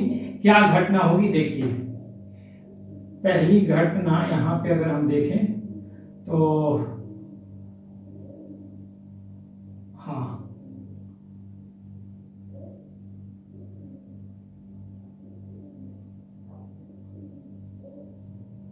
हाँ, यहाँ पे इनका राजगृह में, अब राजगृह में आप देखेंगे तो राजगृह में इनका कजन है, चचेरा भाई है, कौन, देवदत्त,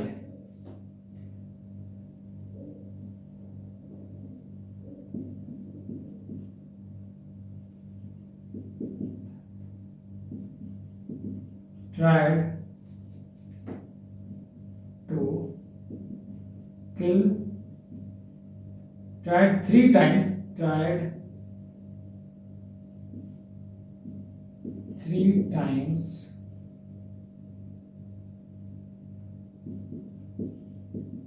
to kill बुद्ध। गौतम बुद्ध को 3 बार कोशिश करता, असफल प्रयास है राजगृह में देवदत्त। तो एक घटना तो ये हो जाती है, और उसके बाद एक घटना ये होती है कि देवदत्त जो है ये मारने की कोशिश करता है लेकिन मार नहीं पाता। देवदत्त एक शीश नामक संगठन भी बनाएगा, आप ऐसे नोट कर लीजिए। शीश, ये शीश, ये देवदत्त नाम है, देवदत्त, ये शीश हिंदी में लिखता हूँ, शीश नामक संगठन बनाएगा लेकिन असफल हो जाएगा, सफल नहीं होगा ये संगठन, ठीक है। तो ये आप नोट कर सकते हैं। दूसरी घटना क्या होगी, यही राजगृह में, ठीक है, एक व्यापारी है, श्रावस्ती का व्यापारी है। श्रावस्ती यहीं पे देखिए, एक तो ये हो जाएगा राजगृह में। दूसरी घटना क्या होगी राजगृह में,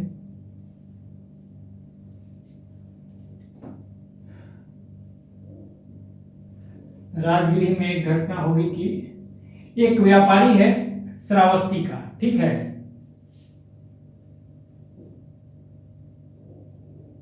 ये इसका नाम है आपको सुदात, सुदात, या इसको आप कहेंगे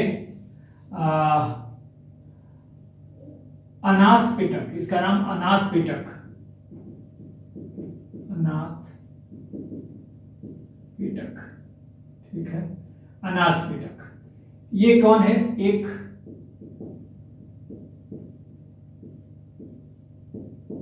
मर्चेंट ऑफ श्रावस्ती, श्रावस्ती का व्यापारी है।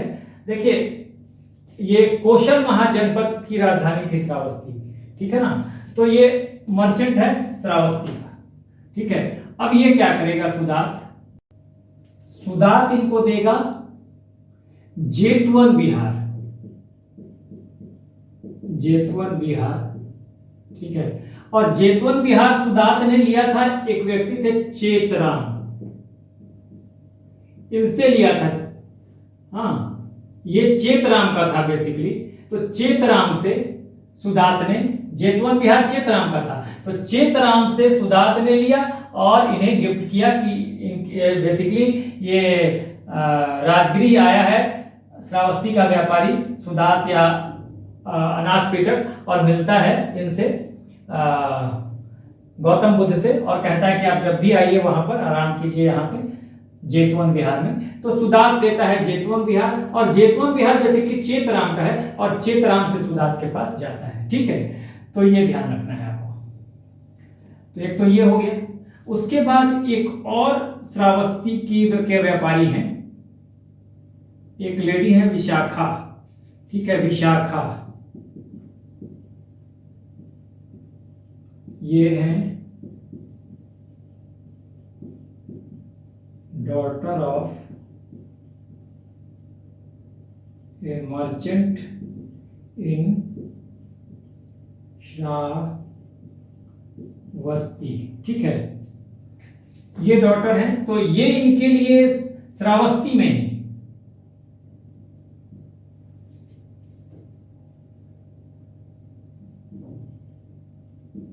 बिल्ड,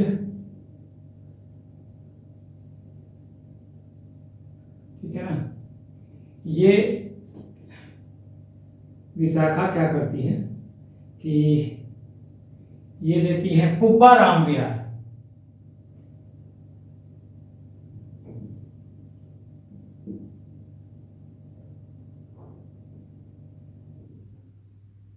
ये पुब्बा राम विहार ये बनवाती हैं। पुब्बा राम विहार कहां पे,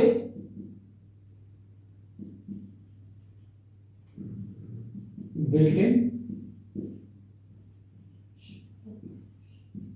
ठीक है ना।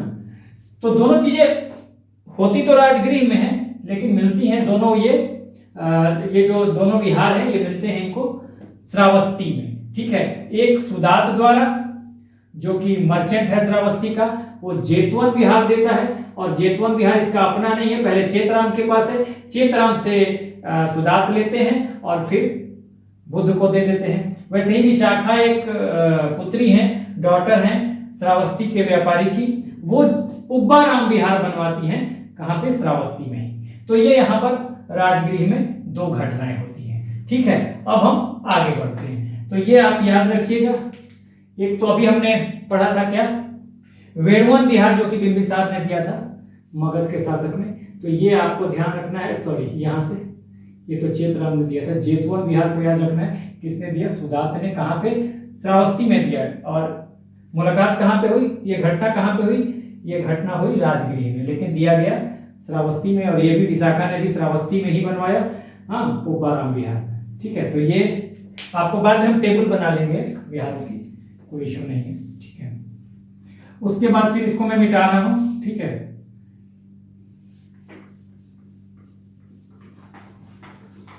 स्पेस के लिए मिटाना पड़ रहा है।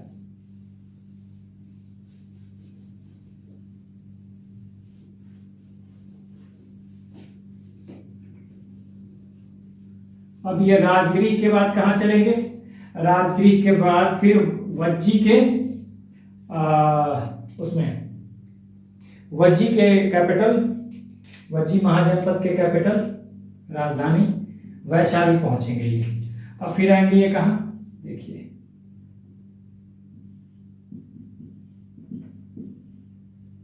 वैशाली। अब यहां क्या होगा वैशाली में, देखिए। ठीक है, ज्ञान प्राप्ति के 8वें वर्ष में यहां पहुंचते हैं। ठीक है ना, ज्ञान प्राप्ति के 8वें वर्ष में, ध्यान रखिएगा, वैशाली पहुंचेंगे ज्ञान प्राप्ति के 8वें वर्ष में। ठीक है, और यहां पर आप लिख लीजिए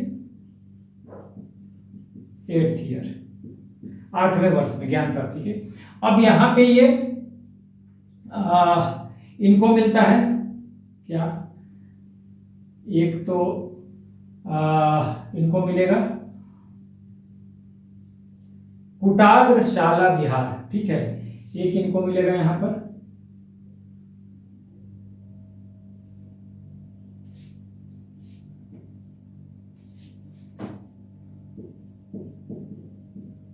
कुटाग्रशाला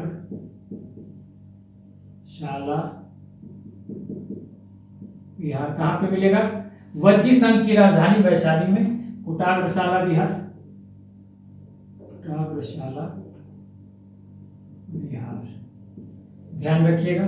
ठीक है, कुटाग्रशाला विहार। उसके बाद वैशाली में यहां पर आम्रपाली नाम की एक गणिका है, वेश्या है। ठीक है, पहली बात आम्रपाली, आम्रपाली, ठीक है, वैश्या है एक आम्रपाली, गणिका जिसको बोलते हैं। ठीक है, तो ये आम्रपाली विहार देती है, इसके द्वारा दिया जाता है आम्रपाली विहार। ठीक है, बहुत सारे विहार मिले इनको, विहार मतलब जहां रहने का स्थान है। ठीक है ना, तो ये हो गया। उसके बाद यहीं पर वैशाली में ही एक और घटना होगी,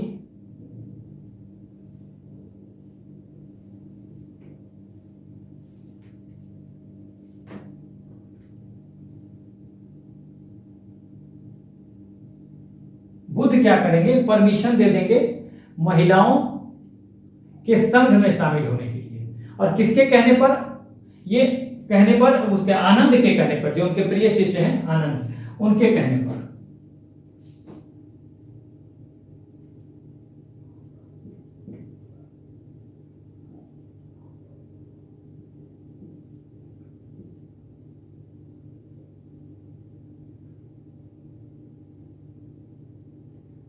इसको ऐसे लिख देते हैं, देखिए मैं ऐसे लिखता हूं, women were permitted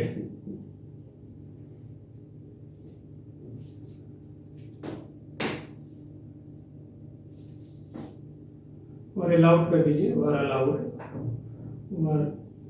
परमिटेड भी लिख सकते हैं, वर अलाउड टू गेट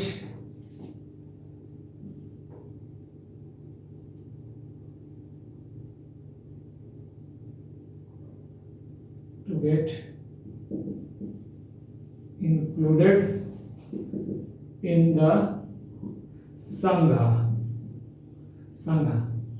हाँ, और एडवाइस किसने दिया था इसकी एडवाइस दी थी, एडवाइजर कौन थे इस बात के, एडवाइजर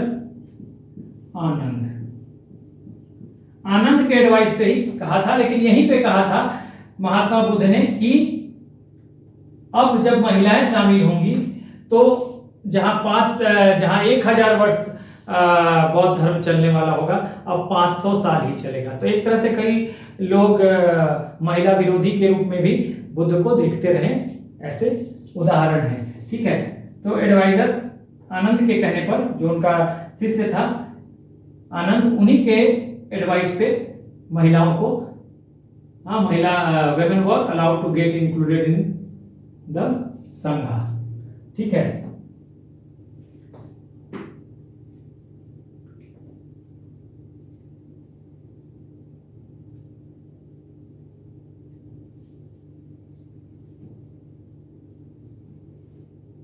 तो ये हो गया। उसके बाद यहां पर अब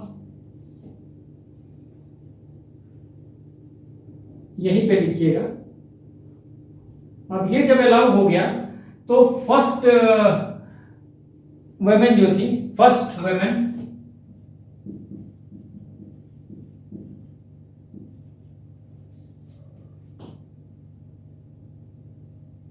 जो कि इंक्लूड की गई, फर्स्ट वुमेन इन संघ कौन था भाई, ये गौतमी प्रजापति, इनकी मासी ही थी गौतमी प्रजा।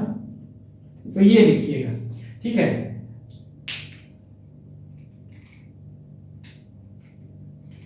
देखिए अब यहां पे हमने क्या क्या चीजें सीखी। राजगृह से ये पहुंचेंगे जब वैशाली, वज्जी संघ की राजधानी है वैशाली, वज्जी महाजनपद जो था।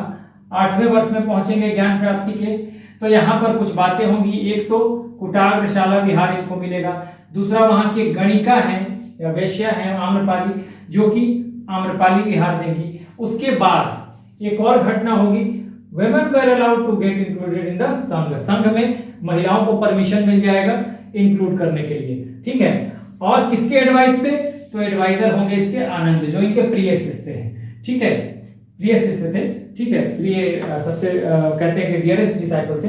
और फर्स्ट वुमेन इन संघ, पहली महिला जो कि इंक्लूड की गई संघ में, गौतमी प्रजापति, खुद बुद्ध की ये मासी थी। ठीक है, तो यहां तक हमने देख लिया। तो ये आप लिख सकते हैं, नोट्स बना सकते हैं इसकी, इसका नोट्स बना सकते हैं।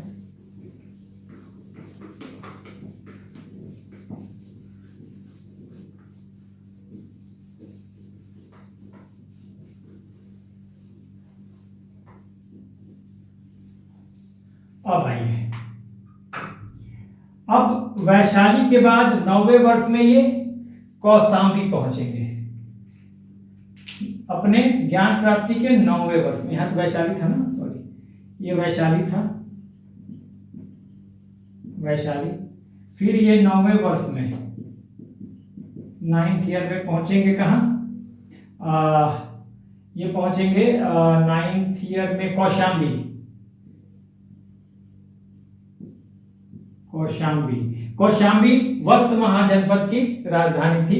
ठीक है, तो इलाहाबाद वाला आज का जो क्षेत्र है वो कौशाम्बी। ठीक है, तो यहाँ पे एक राजा है उदयन। कौशाम्बी के राजा कौन है, उदयन,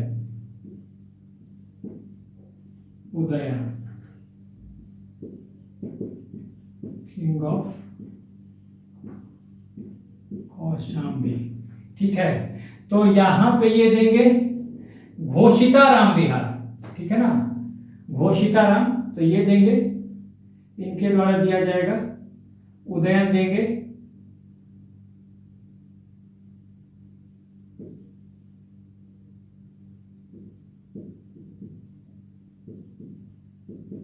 घोषिताराम विहार दिया जाएगा उदयन के द्वारा। ठीक है, 9th वर्ष में जब ये पहुंचेंगे कौशाम्बी, तो घोषिताराम विहार दिया जाएगा, ये आप ध्यान रखिए। ठीक है, उसके बाद ये फिर आएंगे वैशाली 20वें वर्ष में। ठीक है, 20वें वर्ष में वैशाली आएंगे और अंगुलीमाल डाकू से इनकी मुलाकात होगी। ये मैं मिटा रहा हूं यहां से। ठीक है, ये यहां से ही मैंने लिख दिया, आप नोट करते जाइए, क्योंकि स्पेस की कमी है ना, तो मुझे मिटाना पड़ रहा है, क्योंकि इस तरह से फ्लो चार्ट अगर बनाना होगा तो। अब फिर आएंगे 20th ईयर। ठीक है, यहां पे पहुंचेंगे फिर वैशाली, फिर वज्जी संघ के राजधानी में। ठीक है, और यहां पे अंगुलीमाल से मुलाकात होगी,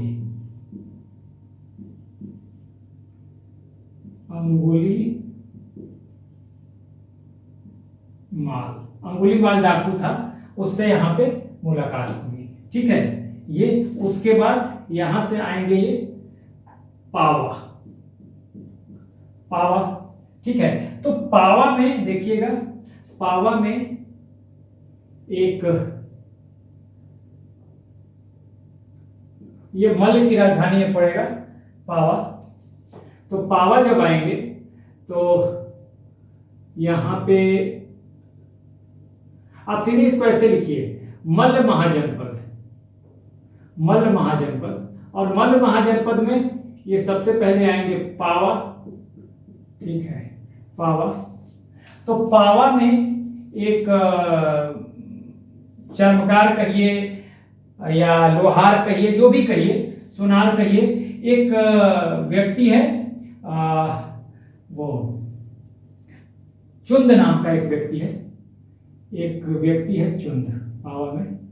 पावा में यहाँ पे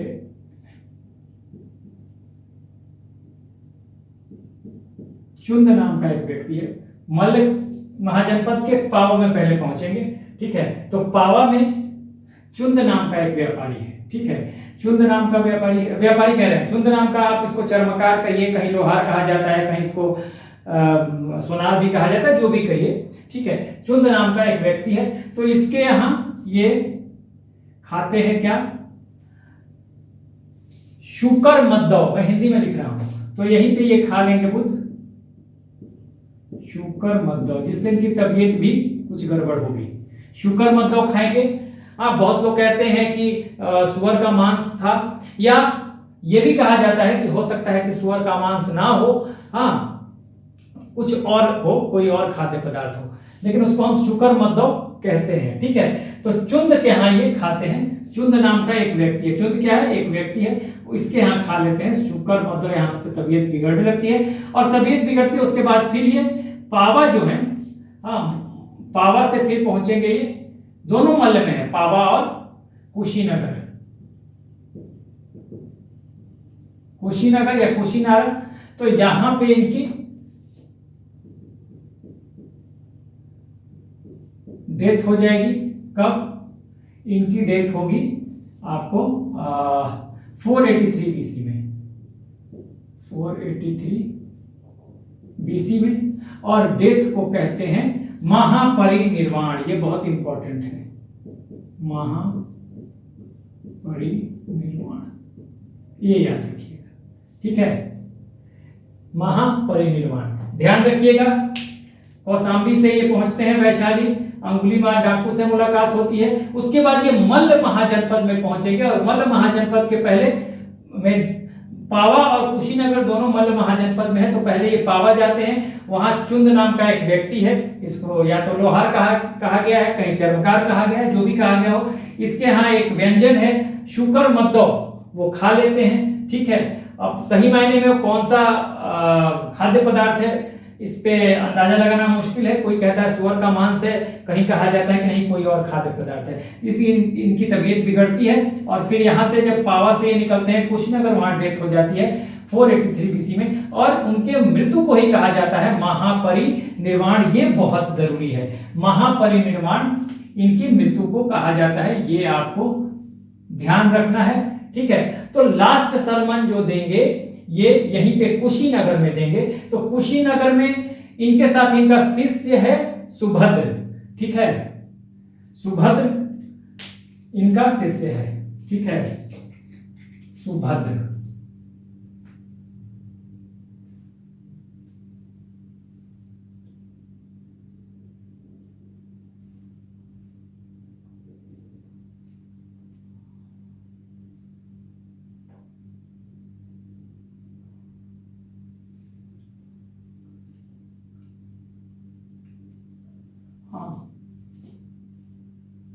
यहां पे कुशीनगर में देते हैं ये लास्ट सरमन।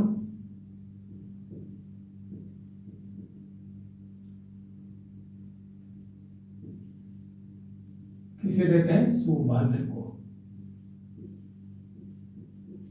तो यहां से दो सवाल बनता है, इनका शिष्य है सुभद्र, इनका डिसाइपल है, ध्यान रखिएगा। तो अंतिम समय में इनके साथ कौन था? सुभद्र था, हाँ, जो इनका शिष्य था। महापरिनिर्वाण इनको मिलता है कुशीनगर में। कुशीनगर किस महाजनपद में है? मल्ल महाजनपद में, ये आपको ध्यान रखना है। ठीक है, मल्ल महाजनपद के कुशीनगर में, हाँ, आज का गोरखपुर देवरिया का क्षेत्र है। ठीक है, तो वहां पे इनकी डेथ हो जाती है। ठीक है, 483 बीसी में इस घटना को कहते हैं, इनकी डेथ को, इनकी मृत्यु को महापरिनिर्वाण। और वहीं पे ये लास्ट सरमन, अंतिम उपदेश जो देते हैं वो सुभद्र नामक अपने एक शिष्य को देते हैं। तो ये महात्मा बुद्ध के बारे में पूरी की पूरी कहानी हमने कह दी। अब कुछ हम टेबल बनाएंगे जो कि बहुत जरूरी है, उस टेबल को आप देख लीजिएगा। तो आपका जैसे वो विहार वार है ना, कि किसको कौन सा विहार मिला, उसका मैं एक टेबल बना देता हूं। ठीक है, टेबल बना के सीधा दिखा देता हूं, तो आपको पता चल जाएगा कि एक जगह रहेगा और आप उसको बार बार रिवाइज भी कर सकते हैं। तो यहाँ पर हमने सारा चीज आपको दिखा दिया। हाँ, शुरुआती दौर का, उनके एनलाइटेनमेंट तक की बात हमने कह दी, और एनलाइटेनमेंट से मृत्यु तक की बात हो गई। अब इसके बाद हम नेक्स्ट वीडियो में अपना देखेंगे, और भी जो फिलॉसफी है, टीचिंग से आगे हम बढ़ते रहेंगे। अभी तो कई वीडियो चलेंगे। ठीक है, तो अभी हम कुछ टेबल बनाएंगे विहारों की और कुछ और टेबल। ठीक है, तो वो देखते हैं। चलिए, अब हम कुछ टेबल बना लेते हैं। एक बात ध्यान रखिएगा, इसको नोट कर लीजिए कि सबसे अधिक वर्षावास और सबसे ज्यादा शिष्य, ठीक है, ये जो बने हैं ये श्रावस्ती में बने हैं। ठीक है, सबसे ज्यादा शिष्य बने, सबसे ज्यादा उपदेश भी उन्होंने श्रावस्ती में ही दिया है। सरमन जो है, सबसे ज्यादा सरमन कहाँ दिया गौतम बुद्ध ने? श्रावस्ती में। सबसे ज्यादा शिष्य कहाँ बने, डिसाइपल कहाँ हुए? मोस्ट नंबर ऑफ डिसाइपल, तो श्रावस्ती में। और सबसे ज्यादा वर्षावास, यानी कि सबसे ज्यादा समय, एक वर्षावास कहते हैं कि एक समय बिताया एक वर्ष का, तो वो सबसे ज्यादा किया कहाँ पे? श्रावस्ती में। तो ये आप नोट कर लीजिए। अब हम आते हैं, कुछ टेबल जरूरी है। पहले तो बिहारों की टेबल बना लेते हैं, क्योंकि हमने बिहार पढ़े कि किसने कौन सा बिहार दिया था। तो यहाँ पे जल्दी जल्दी बना लेते हैं ताकि आपके पास एक जगह हो जाए। देखिए, यहां मैं लिखता हूं बिहार, ठीक है, यहां लिखता हूं प्लेस किस जगह पे था, और यहां पे लिखता हूं पर्सन जिसने दिया। ठीक है, यहां पे देखिए, चलिए, अब यहां पे पहला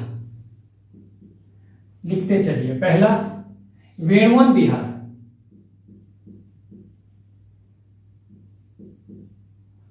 बिहार पूरा नहीं लिख रहा हूं, मैंने लिखा वेणुवन, यानी कि वेणुवन बिहार। कहां पे था ये?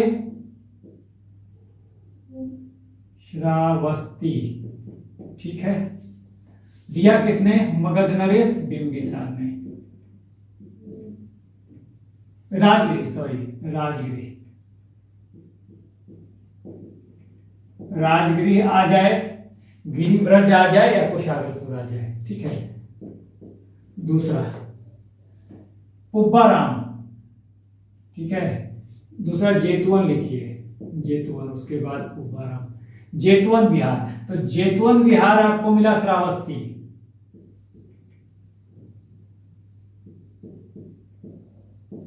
श्रावस्ती दिया किसने?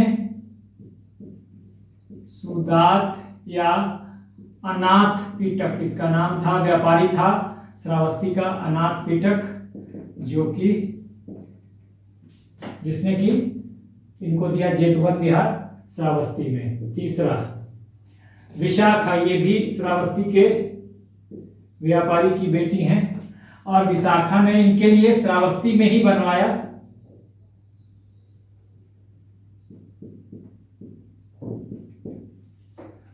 था ये, सॉरी यहाँ पे विशाखा नहीं, ये यहाँ पे जेतवन था, वेणुवन, जेतवन, पुब्बाराम, सॉरी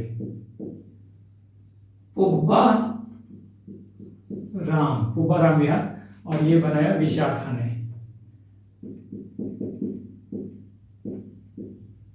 विशाखा ने, जो कि श्रावस्ती की व्यापारी की बेटी है, ठीक है। उसके बाद इनको मिला कुशाग्रशाला विहार,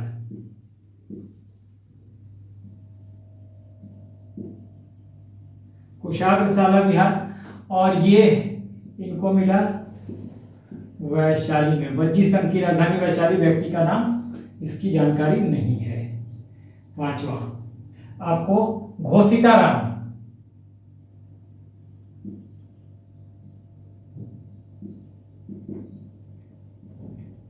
घोषिताराम विहार, ये इनको मिला कौशाम्बी में, दिया किसने? उदयन ने, ठीक है। और एक और लिख लिए अशोकाराम विहार,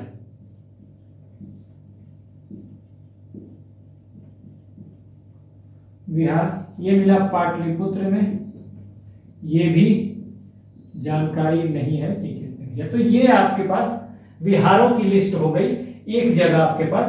तो आप यहाँ पे आप इसको ऐसे करके बना लें टेबल की तरह, ठीक है, इसको टेबल की तरह बना लें, हो गया आपका तैयार टेबल, ठीक है। तो इस तरह से आपका टेबल तैयार हो गया। स्क्रीनशॉट ले लें, आप लिख लें, एक बार फिर मिला लें। वेणुवन विहार राजगृह में बिंबिसार ने दिया, ठीक है। जेतवन विहार श्रावस्ती में सुदात या अनाथ पिटक ने दिया, ये एक व्यापारी है वहां का, श्रावस्ती का। पुब्बाराम विहार श्रावस्ती में एक व्यापारी की बेटी विशाखा ने दिया, बनवाया इनके लिए, यानी दिया। अच्छा, कुशाग्रशाला ये वैशाली में मिला। घोषिताराम कौशाम्बी के राजा उदयन ने दिया, कहाँ पे? कौशाम्बी में। और अशोकाराम विहार पाटलिपुत्र में मिला। तो ये आपके पास कुछ विहार और उनके प्लेसेस यानी लोकेशन और किस पर्सन ने उनको गिफ्ट किया, ये हो गया। तो ये आप चाहें तो पहले एक स्क्रीनशॉट ले लें, ठीक है। और अब मैं इसे मिटाता हूं, नेक्स्ट बढ़ते हैं। कुछ और घटना और सिंबल, उसको नोट कर लीजिए आप।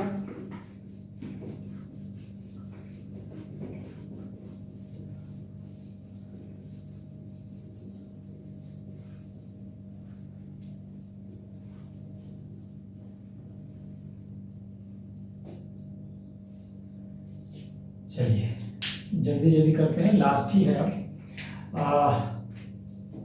इवेंट, घटना और इसके लिए सिंबल, ठीक है। अब देखिए, ये आप जल्दी जल्दी कर लीजिए। क्या है? देखिए, जब महात्मा बुद्ध या सिद्धार्थ गर्भ में थे मां के, तो मैं हिंदी में इसको लिखता हूं, गर्भ में थे, तो इसका सिंबल हाथी या एलिफेंट आप लिख लीजिएगा, ठीक है। जन्म का जो सिंबल है वो कमल है या लोटस आप लिखिएगा। उसके बाद यौवन यानी कि यूथ, यौवन को अंग्रेजी में यूथ लिखिएगा, ठीक है। और इसका है सांड या बुल, ठीक है। उसके बाद गृह त्याग यानी कि लिविंग ऑफ हाउस, घर छोड़ना, गृह त्याग को आप घोड़ा, हॉर्स, ठीक है। उसके बाद ज्ञान प्राप्ति, एनलाइटेनमेंट, ज्ञान प्राप्ति आप लिखिएगा एनलाइटेनमेंट। तो पीपल ट्री या पीपल या उसी को बोधि, संबोधि वृक्ष भी कहते हैं, ठीक है, संबोधि वृक्ष, उसी वृक्ष को, उस वृक्ष को संबोधि वृक्ष भी कहते हैं, क्योंकि उस वृक्ष के नीचे ज्ञान की प्राप्ति हुई, पेड़ के नीचे ज्ञान प्राप्ति का। अच्छा, ज्ञान प्रसार या प्रसिद्धि, ज्ञान प्रसार की अगर हम बात करेंगे तो ज्ञान प्रसार शेर, लायन, ठीक है। और निर्वाण,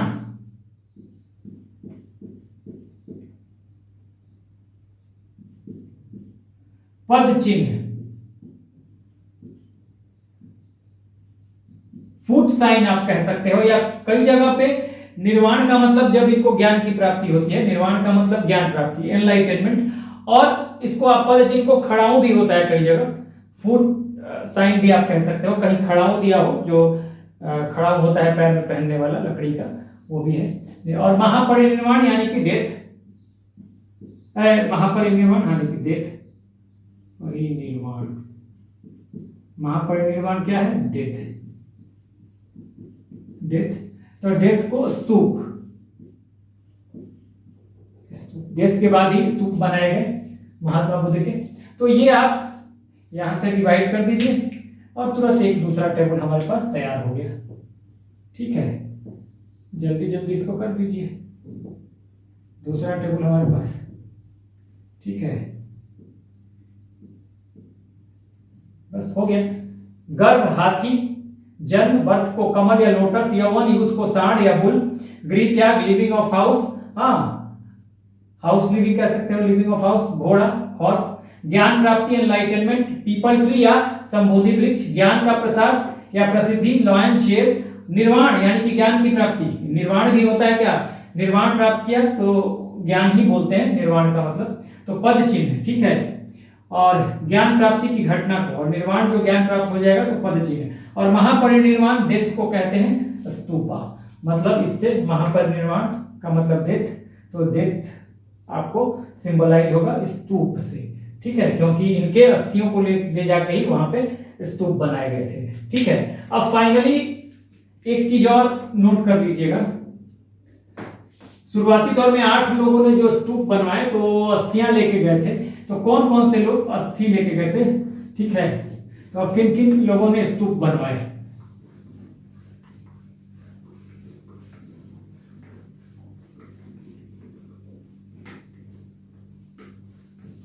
जल्दी जल्दी ये देखिएगा,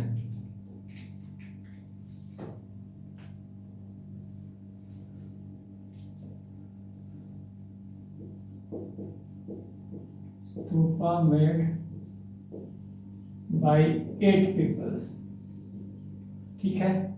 कौन कौन से लोग थे जो कि अस्थियों को लेके गए, तो देखिए पहले शाक्य थे,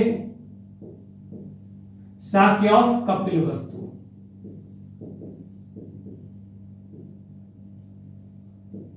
दूसरा, ठीक है, कोलिये ऑफ रामग्राम, कोलिये ऑफ रामग्राम ये महात्मा बुद्ध का ननिहाल था, यहां से इन महामाया जो इनकी मदर थी तो यहीं से थी, रामग्राम से, कोलिये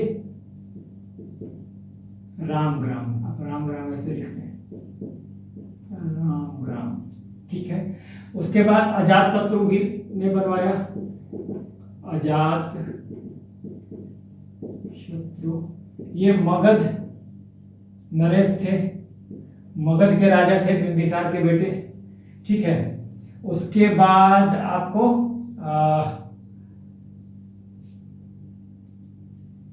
इसके बाद क्या था, उसके बाद हो जाएगा, हाँ लिच्छवी, लिच्छवी,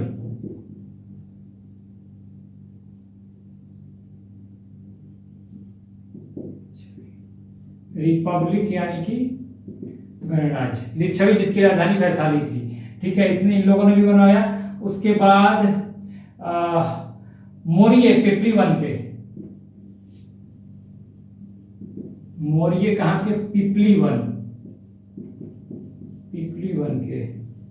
फिर छठा में आप देखेंगे, छठा हो जाएंगे अलाकप के बुली, बुली होंगे,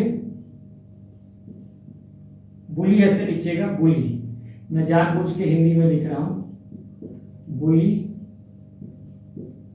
अलाकप, ठीक है, अलाकप या अलकप कहीं लिखा होगा, ठीक है।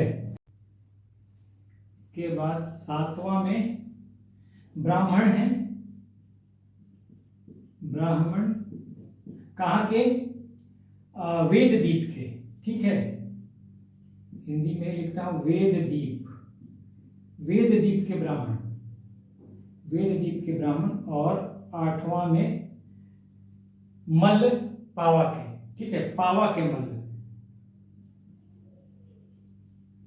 मल्ला ऑफ पावा। तो ये देखिए 8 पीपल का मतलब कि 8 तरह से, 8 जगह के रिप्रेजेंटेटिव ने जाकर उनके अस्थियों को लिया और 8 जगह पे शुरुआती दौर में उनके स्तूप बनाए गए। तो कौन किसने किसने? देखिए शाक्य गणराज्य ने लिया, जो कि कपिलवस्तु के थे, शाक्य घराने, इन्हीं के घराने के लोग थे, उन्होंने लिया होगा और स्तूप बनवाया होगा। कोलिये है रामग्राम के, ठीक है, उन्होंने लिया। अजातशत्रु जो मगध के राजा थे, उन्होंने लिया और बनवाया। इन सब लोगों ने अस्थियों को लेके और स्तूप बनवाया होगा, ठीक है। लिच्छवी रिपब्लिक ने लिया, लिच्छवी गणराज ने अस्थि ली और बनवाया, स्तूप बनवाया। उसी तरह से मौर्य हैं पिपली वन के, उन्होंने बनवाया। बुली हैं अलाकप के, उन्होंने बनवाया। और वेददीप के ब्राह्मण हैं, उन्होंने बनवाया। और पावा के मल्ल, ठीक है, पावा के मल्ल यानी कि मल्ला ऑफ पावा, इन लोगों ने या इसके यहाँ के रिप्रेजेंटेटिव ने, ये प्रतिनिधि रिप्रेजेंटेटिव का मतलब इन लोगों द्वारा ये बनवाया गया, ठीक है। स्तूप, 8 स्तूप का निर्माण हुआ शुरुआती दौर में। तो इस तरह से हमने बुद्ध का जन्म से लेकर उनकी ज्ञान प्राप्ति, उनकी मृत्यु को देखा। कहाँ कहाँ हमने टेबल बना के देखा कि कहाँ कहाँ से उनको बहुत सारे विहार गिफ्ट किए गए, ठीक है। और हमने देखा कि सिंबल्स जो हैं, किस घटना के कौन से सिंबल्स हैं, उसको टेबल में देख लिया। और कैसे कैसे स्तूप बने, किन किन लोगों ने या किन किन गणराज्यों ने या किन किन प्रतिनिधियों ने स्तूप का निर्माण कराया। शुरुआती दौर में 8 लोगों ने कराया या 8 रिप्रेजेंटेटिव ने कराया, वो हमने टेबल में देख लिया। तो इस तरह से ये हमारा पहला वीडियो जो है वो खत्म होता है, जो बुद्धिज्म पे था। अभी हमारा वीडियो चलता रहेगा बुद्धिज्म पे, क्योंकि काफी कुछ अभी कराना बाकी है, बहुत लंबा टॉपिक है और बहुत इंपॉर्टेंट भी है एग्जामिनेशन पॉइंट ऑफ व्यू से। So this is the end of the video. Do like, share and subscribe. Take care, keep smiling.